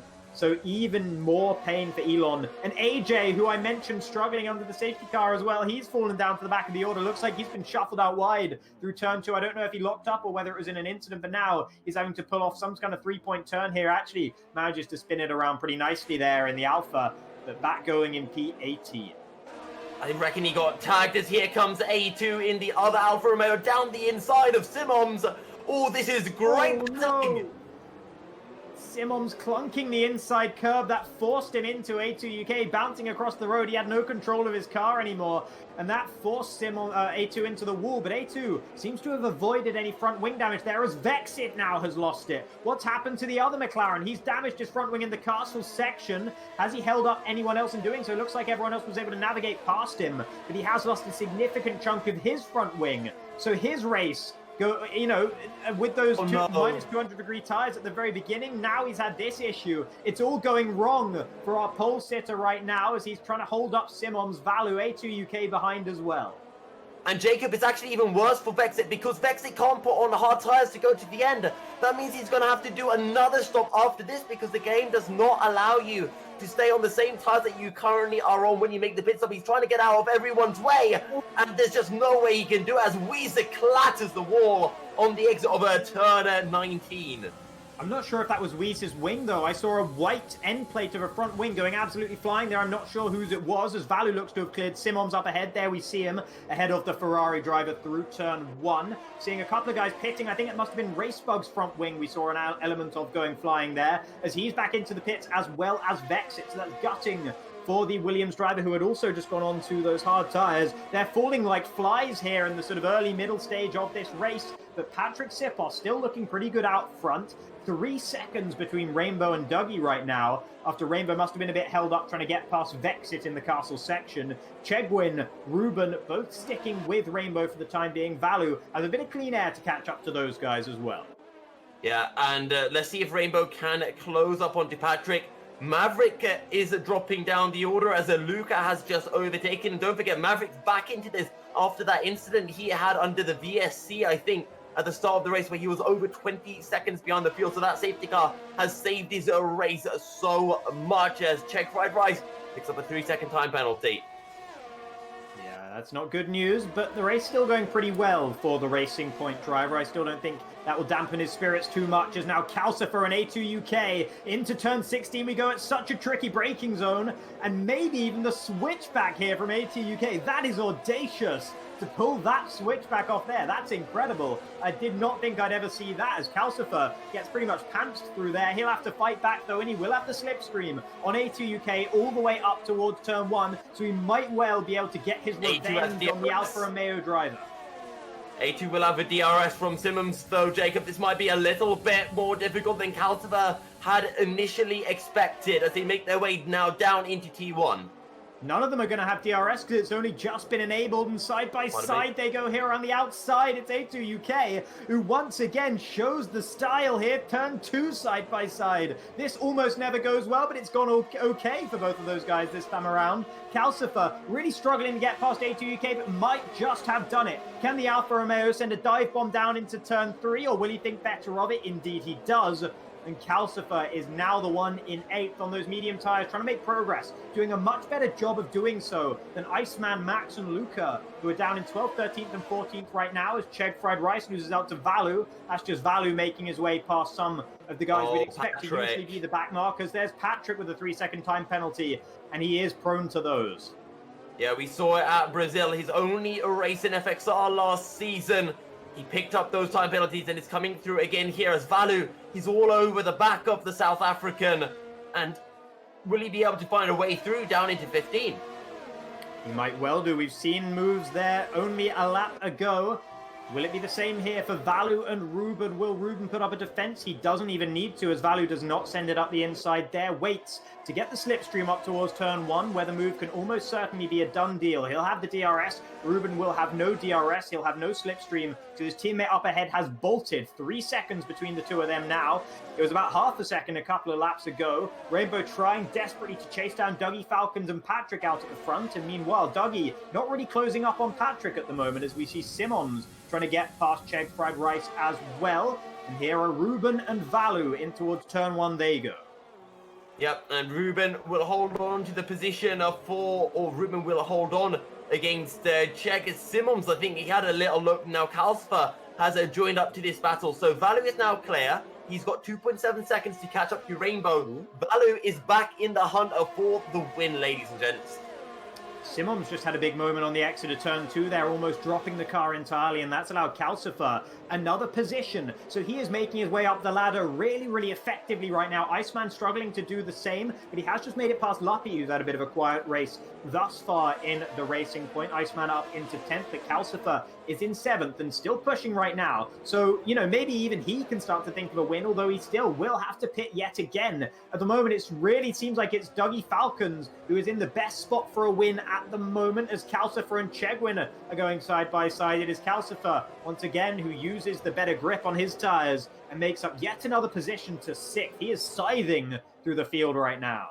Calcifer's absolutely flying. Remember, he's looking to pit at about lap 18 for those soft tires. I reckon he could get all the way up to P3 before he has to make that stop. He's got Ruben up ahead. Ruben will not be having DRS, and now this time DRS is enabled, so Calcifer should be able to get past the South African fairly comfortably. Yeah, unless he has a moment like that on the critical exit of turn 17. However, I think he's going to be okay nevertheless with the DRS. It should just about be enough. 0.6 of a second, 6.5 between himself and Ruben. Will he be able to close it down? No, he's losing time here, actually. Because of that rough run through turn 17, he's probably not deploying the ERS either. So I don't think he's going to be close enough, and that's going to hurt him a lot. Look behind, he's having a look at Simons in the background. I think A2 got the move done as well on Simons into turn 1. We just caught it on the corner of our shot. As we're seeing now, Chegg Fried Rice closing in onto Calcifer, because Calcifer has not had a good run through turns 1 and 2. So Maverick and Max are battling for 14th and 15th towards the bottom of the order at the moment. But of course, it's all points with our scoring system. Everyone will score points, and now Maverick's also made it past Luca, so they're having one hell of a battle. Whatever's going on between those 3 drivers right now. Luca, this race has not gone the way he would have wanted. The Croatian driver looked nailed on for a win at the very early stages after getting a good run off the line, and Vexit having his trouble with his minus 200 degree tyres. But now both of them have fallen by the wayside in a major way, as Simons and Iceman are battling through turn 7. Iceman will have done well to get through there, and he doesn't manage to do so, so he'll have to sit behind Simons for another few corners at least. And every corner he's stuck behind these hard tyres runners, he's going to know that Calcifer is getting that little bit further away, although he himself is still stuck behind Ruben.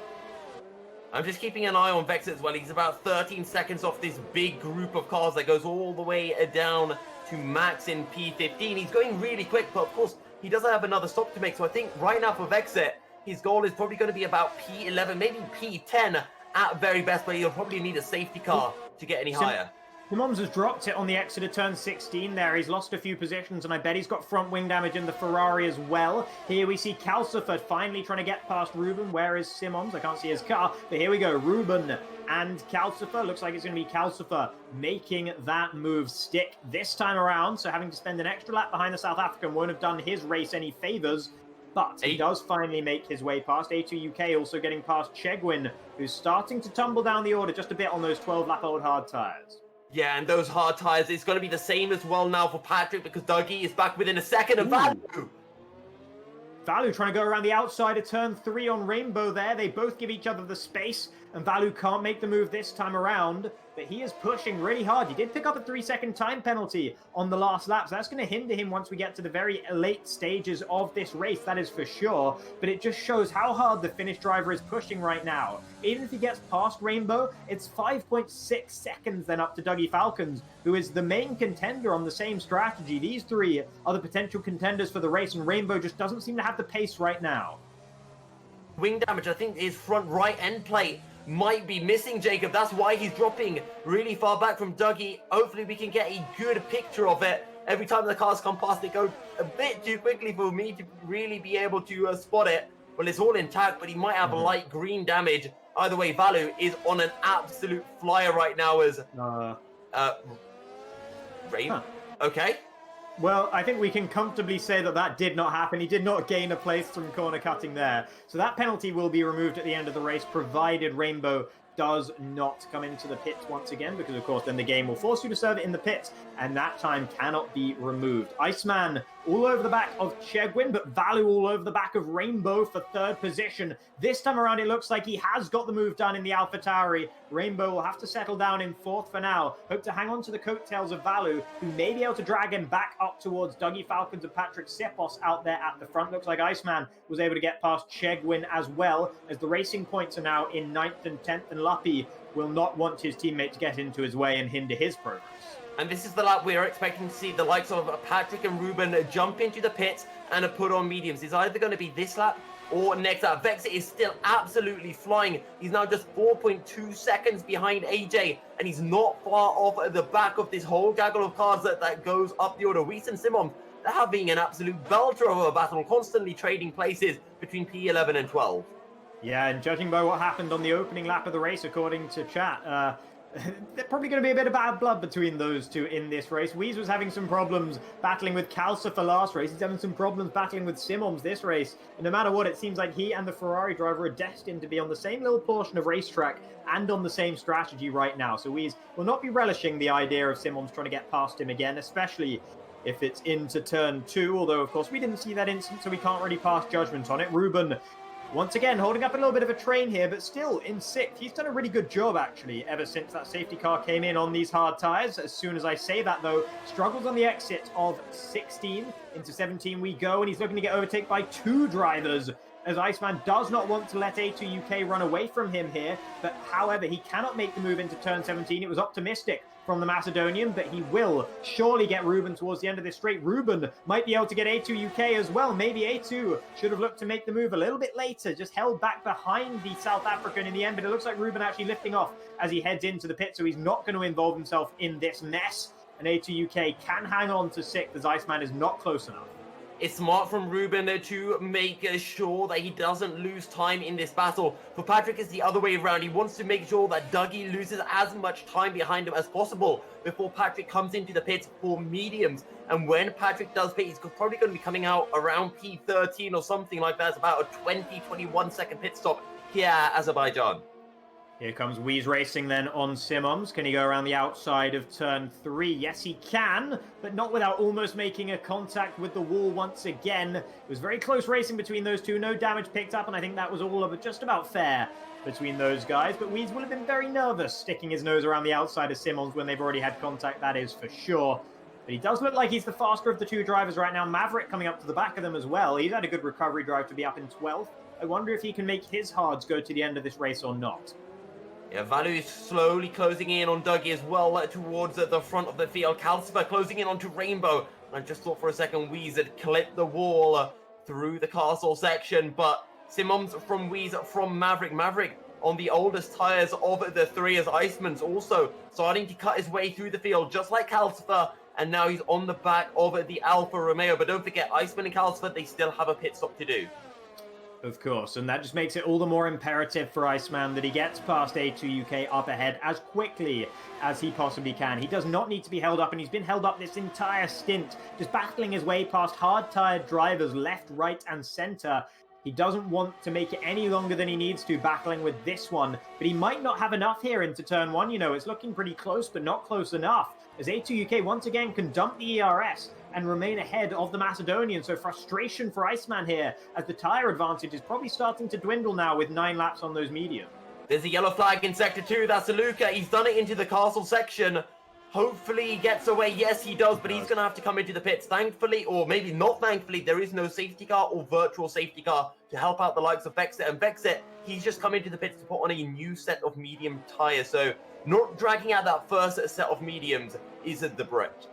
He's in fact just going to retire from the session, throwing in the towel there. Is the McLaren driver. Simons has no front wing on his car either. Sipos, what's happened to Sipos in the castle section? He's binned it. And now Dougie Falcon and Vallu, they're going to make contact with the rear of him as well. They need to try and get their way past. They need to be oh so careful here to get past Patrick Sipos, who's binned it from the race lead. Vallu gets a 5-second time penalty for a collision with Rainbow there. They're all just going to have to squeeze their way through as a full safety car comes out. Calcifer gets a 5-second time penalty. Iceman gets a 5-second time penalty.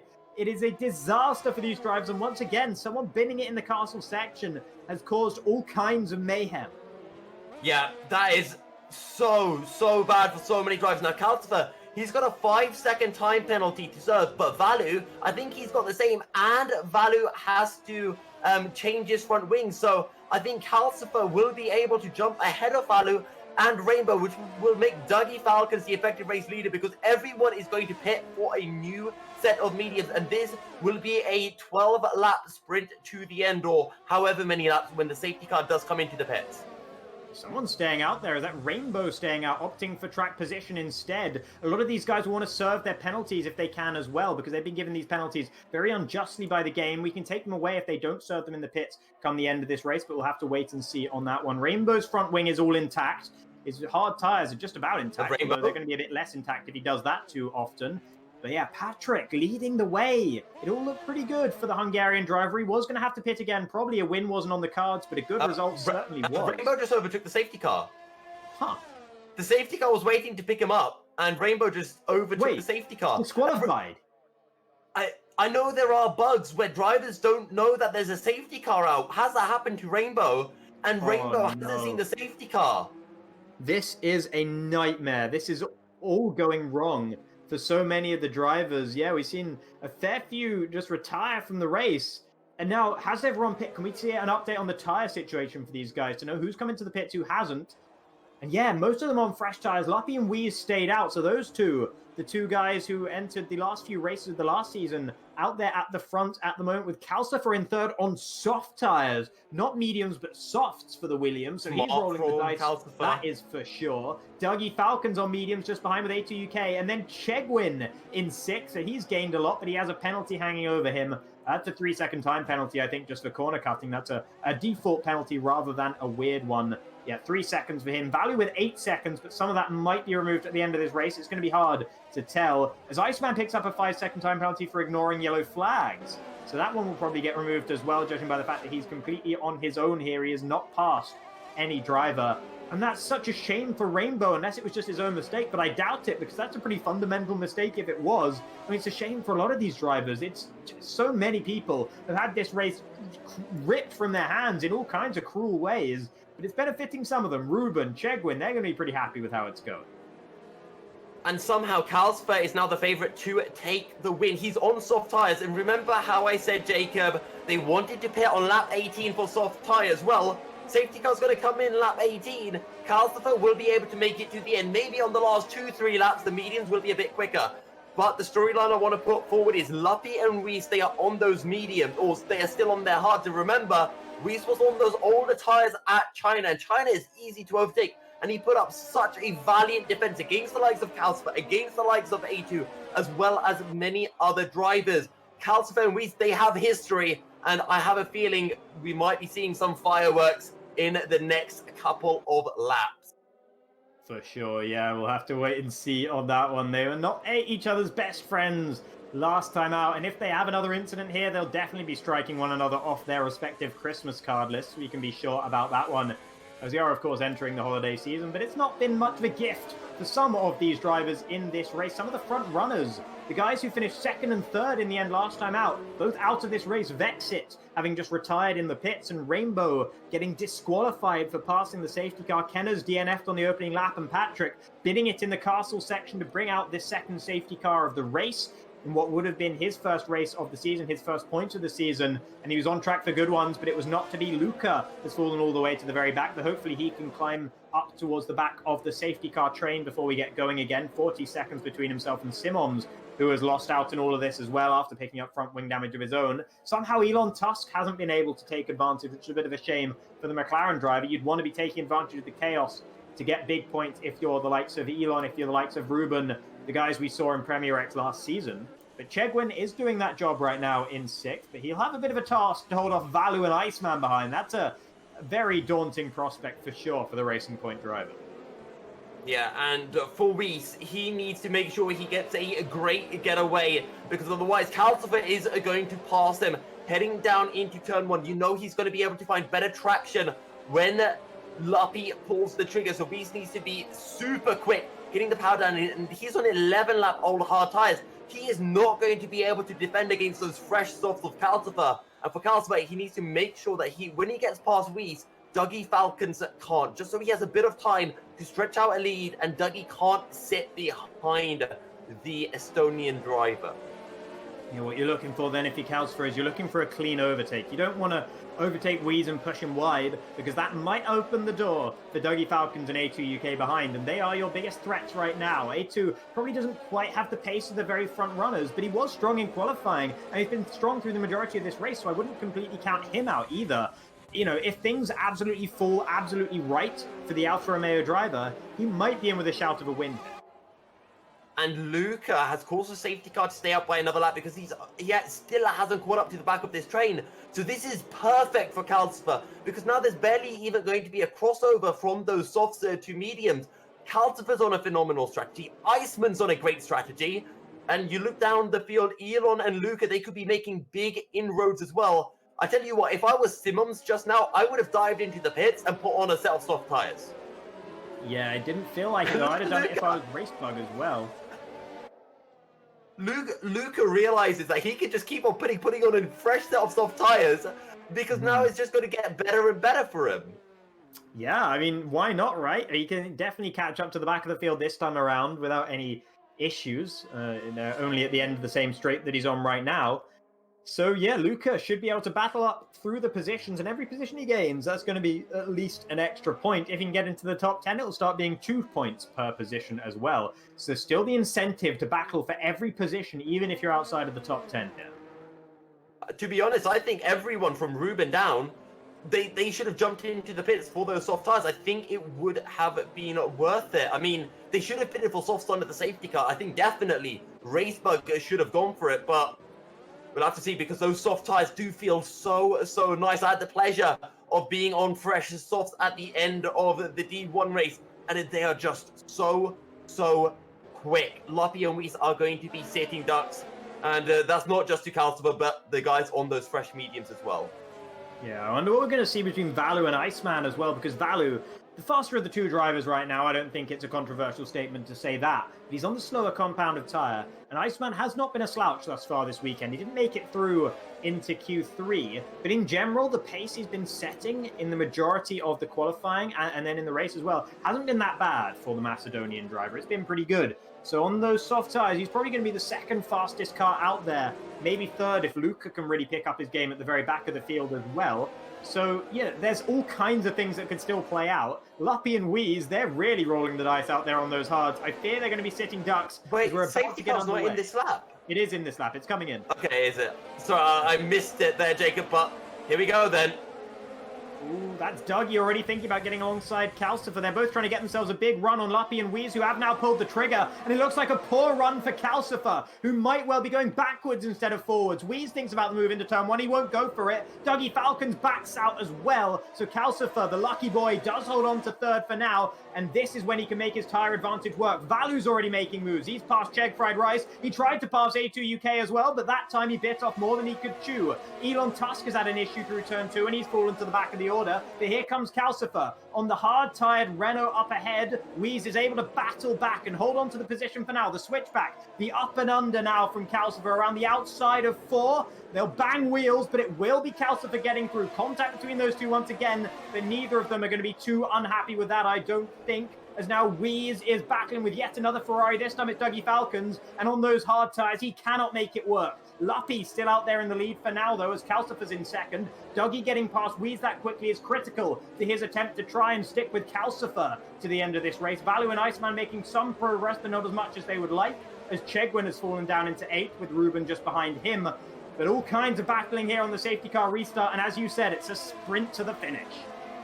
Is indeed Dougie on the back of Calcifer. Calcifer needs to get the job done on Luppy so he can use that final lap before the DRS is enabled to pull as quickly as he can. Vallu on the back of A2. Can Iceman climb through the order? Maybe look for a P2, get a podium on his second race and maybe try to kickstart his championship defense.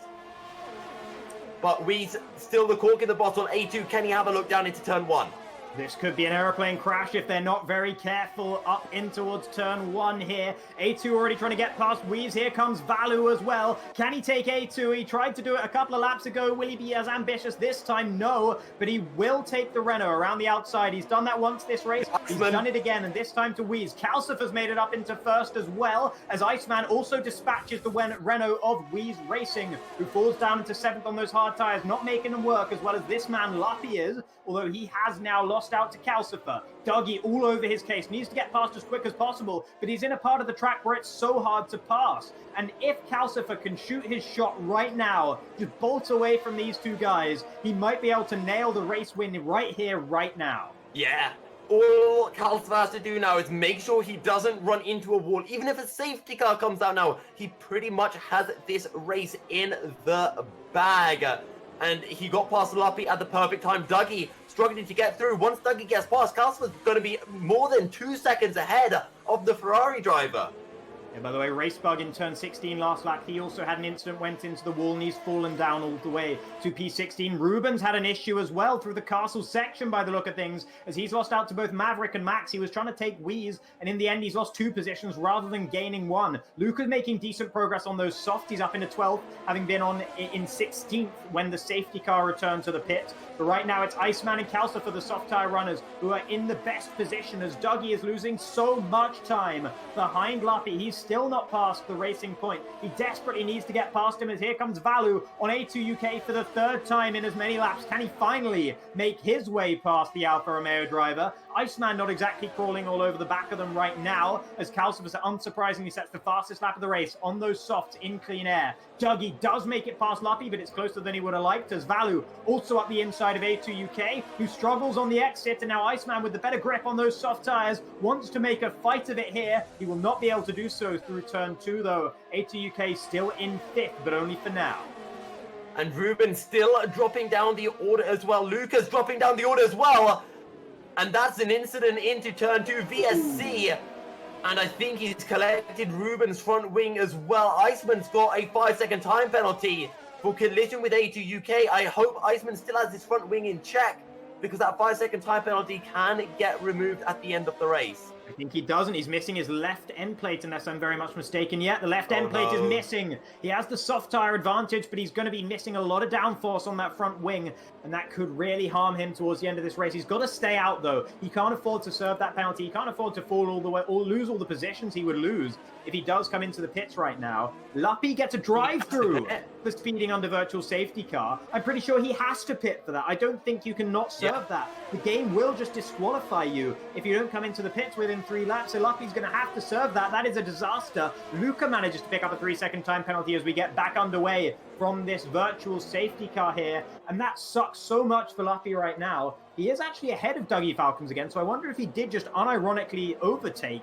before the virtual safety car ended. I wonder if that wasn't a bug, but a genuine issue, as it looks like Luca's lost it in the castle section once again. But here comes Vallu up to the back of Dougie and Luppy now. He's going to be on track for a podium if he can get past either one of these drivers, and he's going to look to try and get past both of them right now. Luppy might well dive into the pits with that drive-through penalty, and he does. Here comes Vallu onto the back of the Ferrari. Does he send it up the inside? No, he does not, as Luca is now retired from the session. It might have hit the wall, actually, in the final sector sector of the lap as the yellow flags are out there, but no safety car, no virtual safety car either. Maverick's up to 7th after he had to pit on the very opening lap of the race, so that shows you what patience can bring you. If you just stick at it, you can get a solid result, although he's 5 seconds behind Chegwin, who does have a 3-second time penalty though, so he might be able to gain yet another position there. Calcifer though at the front, looking solid.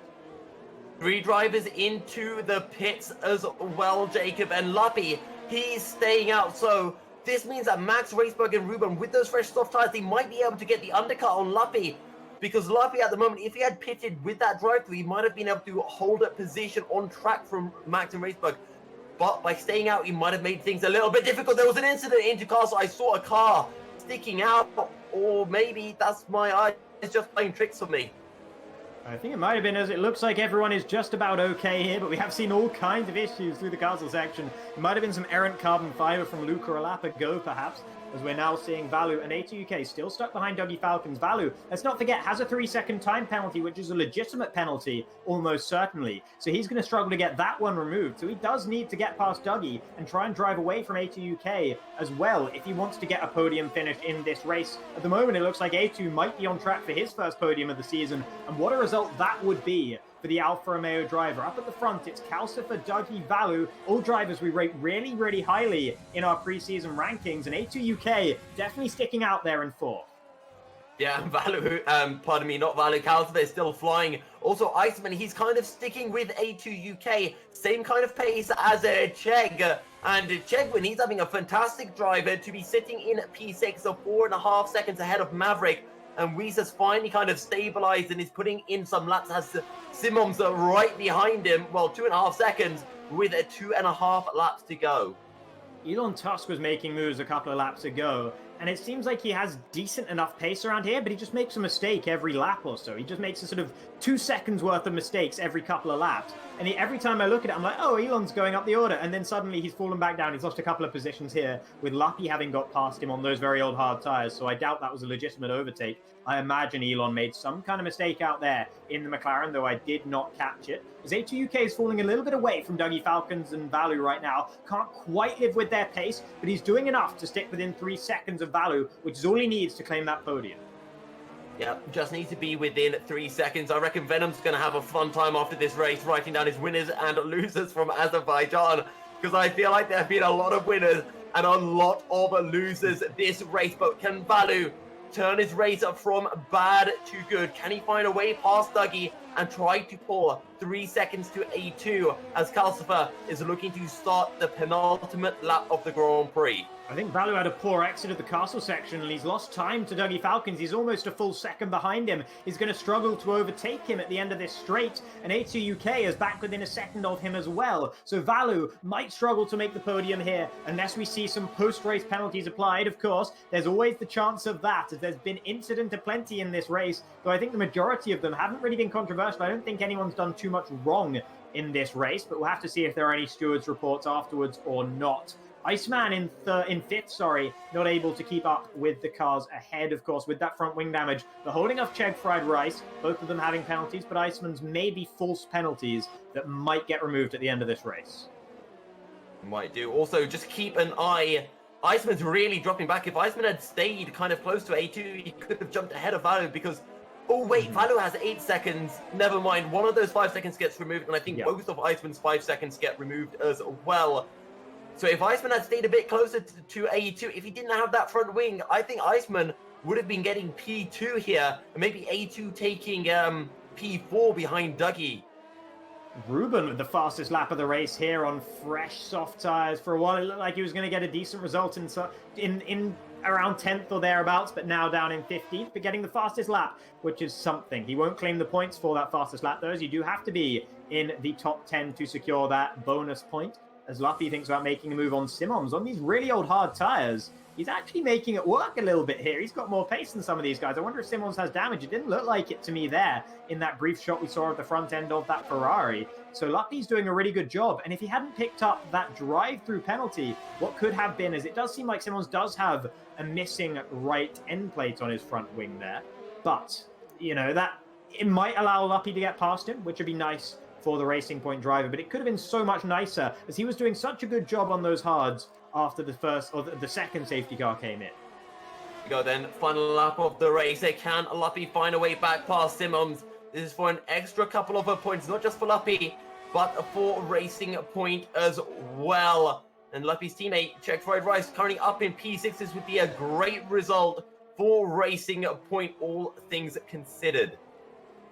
For sure, yeah. Now Simmons sends it up the inside into turn 1. Oh, and that was never going to work in the end. He's hit the wall on the outside of turn 1, all locked up there as here goes Chegwin and Iceman, these two veterans of Premier X battling side by side for P5. Chegwin looking to take the position away from Iceman, who's ailing in that Haas with the front wing damage that he has on those soft tires, which are starting to age just a little bit now as well. But he tries to fight back. Chegwin taking a very unorthodox route there through turn 6. He's probably going to have to cede that position to Iceman in the end, but a nice little battle between the two. No, Chegwin actually staying ahead for now, so I'd expect Iceman to be getting that position back, unless Chegwin wants a steward's report coming his way at the end of this race. Of course, he does have that 3-second time penalty anyway, so Iceman will, unless he makes another major mistake on this final lap, will still reclaim that position in the end. But out at the front, it is Calcifer with 4.2 seconds to Vallu. He's had a really great performance in this race, has the Estonian. We saw him bumping wheels with Wheeze earlier on, but other than that, I think it's been mostly clean for the Williams driver.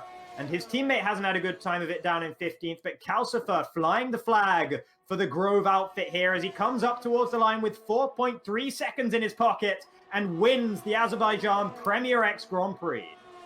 Yeah, fantastic drive from Calcifer. Dougie will take P2 ahead of A2 and Vallu, who drops down from the penalties.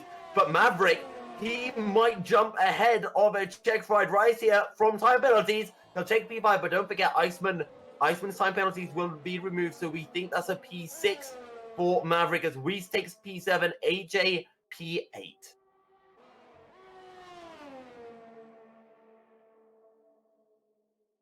So, Jacob, I think we can count that as a pretty chaotic Azerbaijan Grand Prix, really. Yeah, for sure. That was definitely a very chaotic Azerbaijan Grand Prix. It's the sort of thing you expect from Baku. That is for sure. As we're now seeing Ruben and Racebug coming across the line. At the very back of the field, looks like the Williams has had yet another incident here. There's been so many for so many of the drivers. It's hard to keep count. Calcifer, one of the cleaner races in the end, and as a result, picks up the win. So huge congratulations to him with the Williams topping and tailing the order. Not quite the dominance we saw from them last season of Premier X, and Calcifer given driver of the day. I'd have to think about it a little bit, but that seems like a pretty solid chance for him. Well, a good drive from Calcifer. Remember, we were at that position when the safety car came out. We thought it had really ruined the race of everyone who had started on the hard tires, you know, Calcifer and Iceman. But they decided to play the gamble. They decided to pit onto those mediums, and it worked out fantastically for them in the end. Great stuff from Calcifer. Good stuff as well from A2, picking up a podium as well in the second race of Season 2. That's a huge result for A2 UK and the Alfa Romeo team in general. They're 9th in the constructors' standings right now. But with A2 netting that podium, they're going to be moving up a few places. That much is certain. Vallu recovering okay. Things didn't really go his way this race, and he picked up that penalty as well. But 4th isn't bad after starting in 10th. Maverick did such a good job, by the way, after pitting on the opening lap to claim P5. And then AJ, it was looking like it was going to be really good for both Alfa Romeos. In the end, AJ did manage to salvage 8th right at the very end of the race. But it was very up and down for him. That much is for sure. Chegwin with a huge result for him as well. Managing 6th. That's going to be a big points haul for both the Racing Point team, who are down in 7th, and for Chegwin himself, who won't be counting on too many 6th place finishes this season, I would imagine. We's racing solid in 7th in the end. Iceman, of course, will be moving up, so actually a lot of those guys will be down 1 place or so when Iceman's penalties almost certainly get removed. Luppy managing to reclaim P10 at the flag. Yeah. And I think on that note, we are going to be heading into a short break. And when we are back, we will be bringing our driver interviews with our top 3. As I'm hearing my mic twice. I don't know what I've done. Okay. So, with that note, we are going to be heading to a break. If our audience have any questions for the top of 3, then don't forget to ask it in the chat, and we'll do our best to bring those through to our drivers.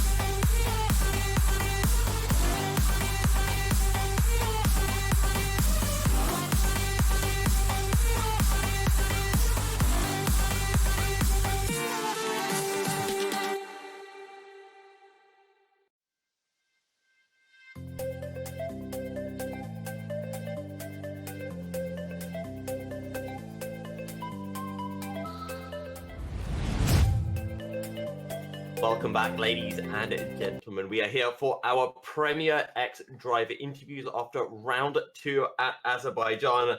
It was an absolutely chaotic race, and it was Calcifer who came out on top ahead of Dougie Falcons and A2UK. So let's throw it straight to our race winner, Calcifer. After what was a hectic race at China, you came back strong here tonight. First thing I want to ask, what was the strategy called? Did you plan to, did you think that you weren't going to make it to Q3 on those mediums? Yeah, I had the base to be in the Q3 with those mediums, but I messed up my first lap, and on the second lap I was too cautious, so I didn't make it. And then in the race, of course, that safety car came out at what seemed to be the worst moment for you on those hard tires, because you obviously couldn't pit onto the hard tires. You ended up pitting for mediums. I was discussing with Jacob, did you ever consider on the next lap to pit back onto the hard tires to go to the end, or did you just say, okay, I'll go medium softs from here? I considered it, but my hard tires were too worn, and yeah, I had to pit because I had 5-second penalty as well, because there was a guy slow on track and I overtook him on the yellow flags. Or he spun and I had to overtook him, but the game gave me 5-second penalty. So yeah. The final thing I wanted to ask you, the safety car restart, you didn't seem to get the best of restarts. Then Dougie almost got past you going down into turn 1. So what happened there? I started to warm up tires, but the first guy just started his lap, and yeah, I was late on the power on the restart. Well, thanks for that, Calcifer. Moving on then to our P2 driver, Dougie. You ended up finishing P4. You were so close to the podium at China, but this time you've made it stick on a track as well. A fantastic drive from you. What are the emotions for you? Pretty mixed. They were running high when I was leading for like 4 laps, and then the safety car came out actually at the perfect time because my tires were just about to die, and I was losing like a second behind Vexit at the time. And then I was, I think I got held up by the leader. I can't remember his name, but the Red Bull. I was just chilling back here. He had a penalty, and then coming up to the castle, he crashed. He outbraked himself into the entry of castle, and then he hit the wall, went out, retired, and I hit the wall, and I lost I lost my front wing, and then I had to like hope that I could regain something because I was pretty mad because like I thought that I was out the race, I was going to get no points, but somehow I managed to get P2, which was kind of unfortunate in the end. I had to hold off, I think, Vallu at the end. That was pretty much my race. It was just pretty unfortunate, but I'm happy that I got first podium in the season. So yeah, that's pretty much it. Something that I do want to ask you is with that second safety car, a couple of drivers, Calcifer and I think it was Iceman, decided to pit in for softs. Did you ever consider going for the soft tires, or did you maybe not have any free softs available? I didn't have any free softs available, but I would have gone onto it if it was like maybe a couple more laps. I just didn't. I did struggle on the soft tire towards the end, so that's why I was a bit skeptical on them. But back then that was high fuel, of course. But it was. I just thought the mediums would hold on. They did really well. It's just unfortunate circumstances really from the end. But it was all right. Well, congrats again on P2. Moving on to A2. Fellow Alfa Romeo driver, how's the podium? Because I know you weren't expecting a podium coming into this race. Oh, not at all. I mean, I didn't expect it until the end of that last safety car, because coming out of the pits each time I did, I'm down P7, P8-ish, so finding myself at the end of that, stuck behind Vallu, who I know has time penalties, it was a rather surprising experience for me, to be honest. And of course, both you and AJ made it into Q3. I think it was last week. You both just missed out. So, what was the pace in qualifying feeling like for you? Was it just a lot of confidence that you had? And are we going to be seeing this form carrying through to France next week? Well, I hope it carries through for next week. But in qualifying, everything was going great until that final Q3 lap that I had to do, and I just bottled it. So it it didn't go well from that point of view. But I still feel like I had a decent race anyway. The final thing I do want to bring up is the same thing I asked Dougie. With that final safety car, did you consider going onto the soft tires, or was medium just your go-to? There was a brief moment where I thought maybe soft tires would make it, but I'm glad I didn't in the end because Iceman dropped off towards the end a lot, and I have a feeling if I'd gone into the softs, I would have been. He had wing damage, though. To be fair to Oh, him. he had wing damage. Okay, in that case, I'm not exactly sure what would have happened. To be honest, I genuinely thought his tires had just gone off. I don't know. Mediums just seemed like the safer option to me, so I went with that. Mhm. Well, the mediums did pay off for you a good P3 from yourself. Jacob, do you have any questions for our top three? Yeah, I guess so. I mean, first A2. You mentioned bottling that final qualifying run. Where do you think you could have qualified if you hadn't had that issue at the very end? I'd say I had another 2 or 3 tenths on the table, so wherever that put me, I maybe 2 or 3 places higher than I was.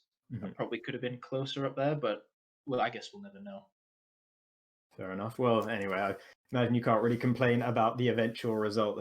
So yeah, and Dougie, without that second safety car coming out, were you definitely going to win that race?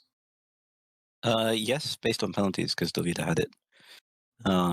And I had a comfortable margin from the guy in third. I can't remember who it was because I was so focused on the front. But Yeah.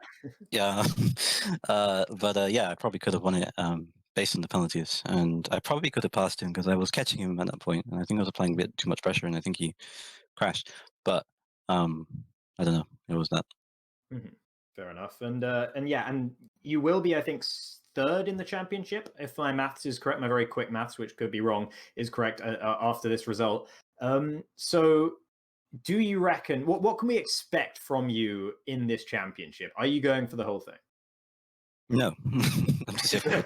I mean, I don't think I'm going to win the championship. Honestly, there's too many fast people here for me personally. But I don't know. I'm just going to take it how it is on face value and just have fun with it. I mean, I just came here just to see what I could do, and so far I'm lucking out in qualifying in some cases, and I'm kind of lucking out in some of the races as well. So if it goes that way for the next 10 races, I'll be happy. But I don't know. We'll have to wait and see. I've seen some very impressive performance. I wouldn't chalk it all up to luck, that's for sure. And yeah, Calcifer, on those medium tires, in the sort of middle phase of the race, there were a couple other guys on those mediums when everyone else was on hards. But you seem to be making much lighter work of the rest of the hard tire runners, getting your way up through the field. Do you have a specific way of driving that allows you to sort of scythe through the field like that, or were you just really feeling in the zone? I don't know really if there is some kind of special thing in me, but yeah, I was like on mediums, others were on hards, and overtaking is much easier like that. Well, fair enough. You definitely made it look easier than I think the likes of, I think it was Iceman behind on the mediums, and maybe a couple of other drivers as well. But so yeah, congratulations on your win as well. And that's all the questions from me. Thank you for that, Jacob. So I'm sorry, Calcifer. Calcifer talking about a special thing inside him. See, I've spoken to Calcifer too many times, so I'm going to be memeing him on that for quite a while to come. But thank you to all of our top three for the fantastic interviews. We're going to be back next week at France for round 3 of Premier X. And over, of course, Division 2 will be racing on Wednesday evening and Division 1 on Thursday evening as well. If you haven't already, do make sure to hit on up Formula X Racing with a cheeky old follow on Twitter and Twitch so you can stay up to date with everything that is FXR related. And on that note, stay fast. We'll see you next week. Goodbye.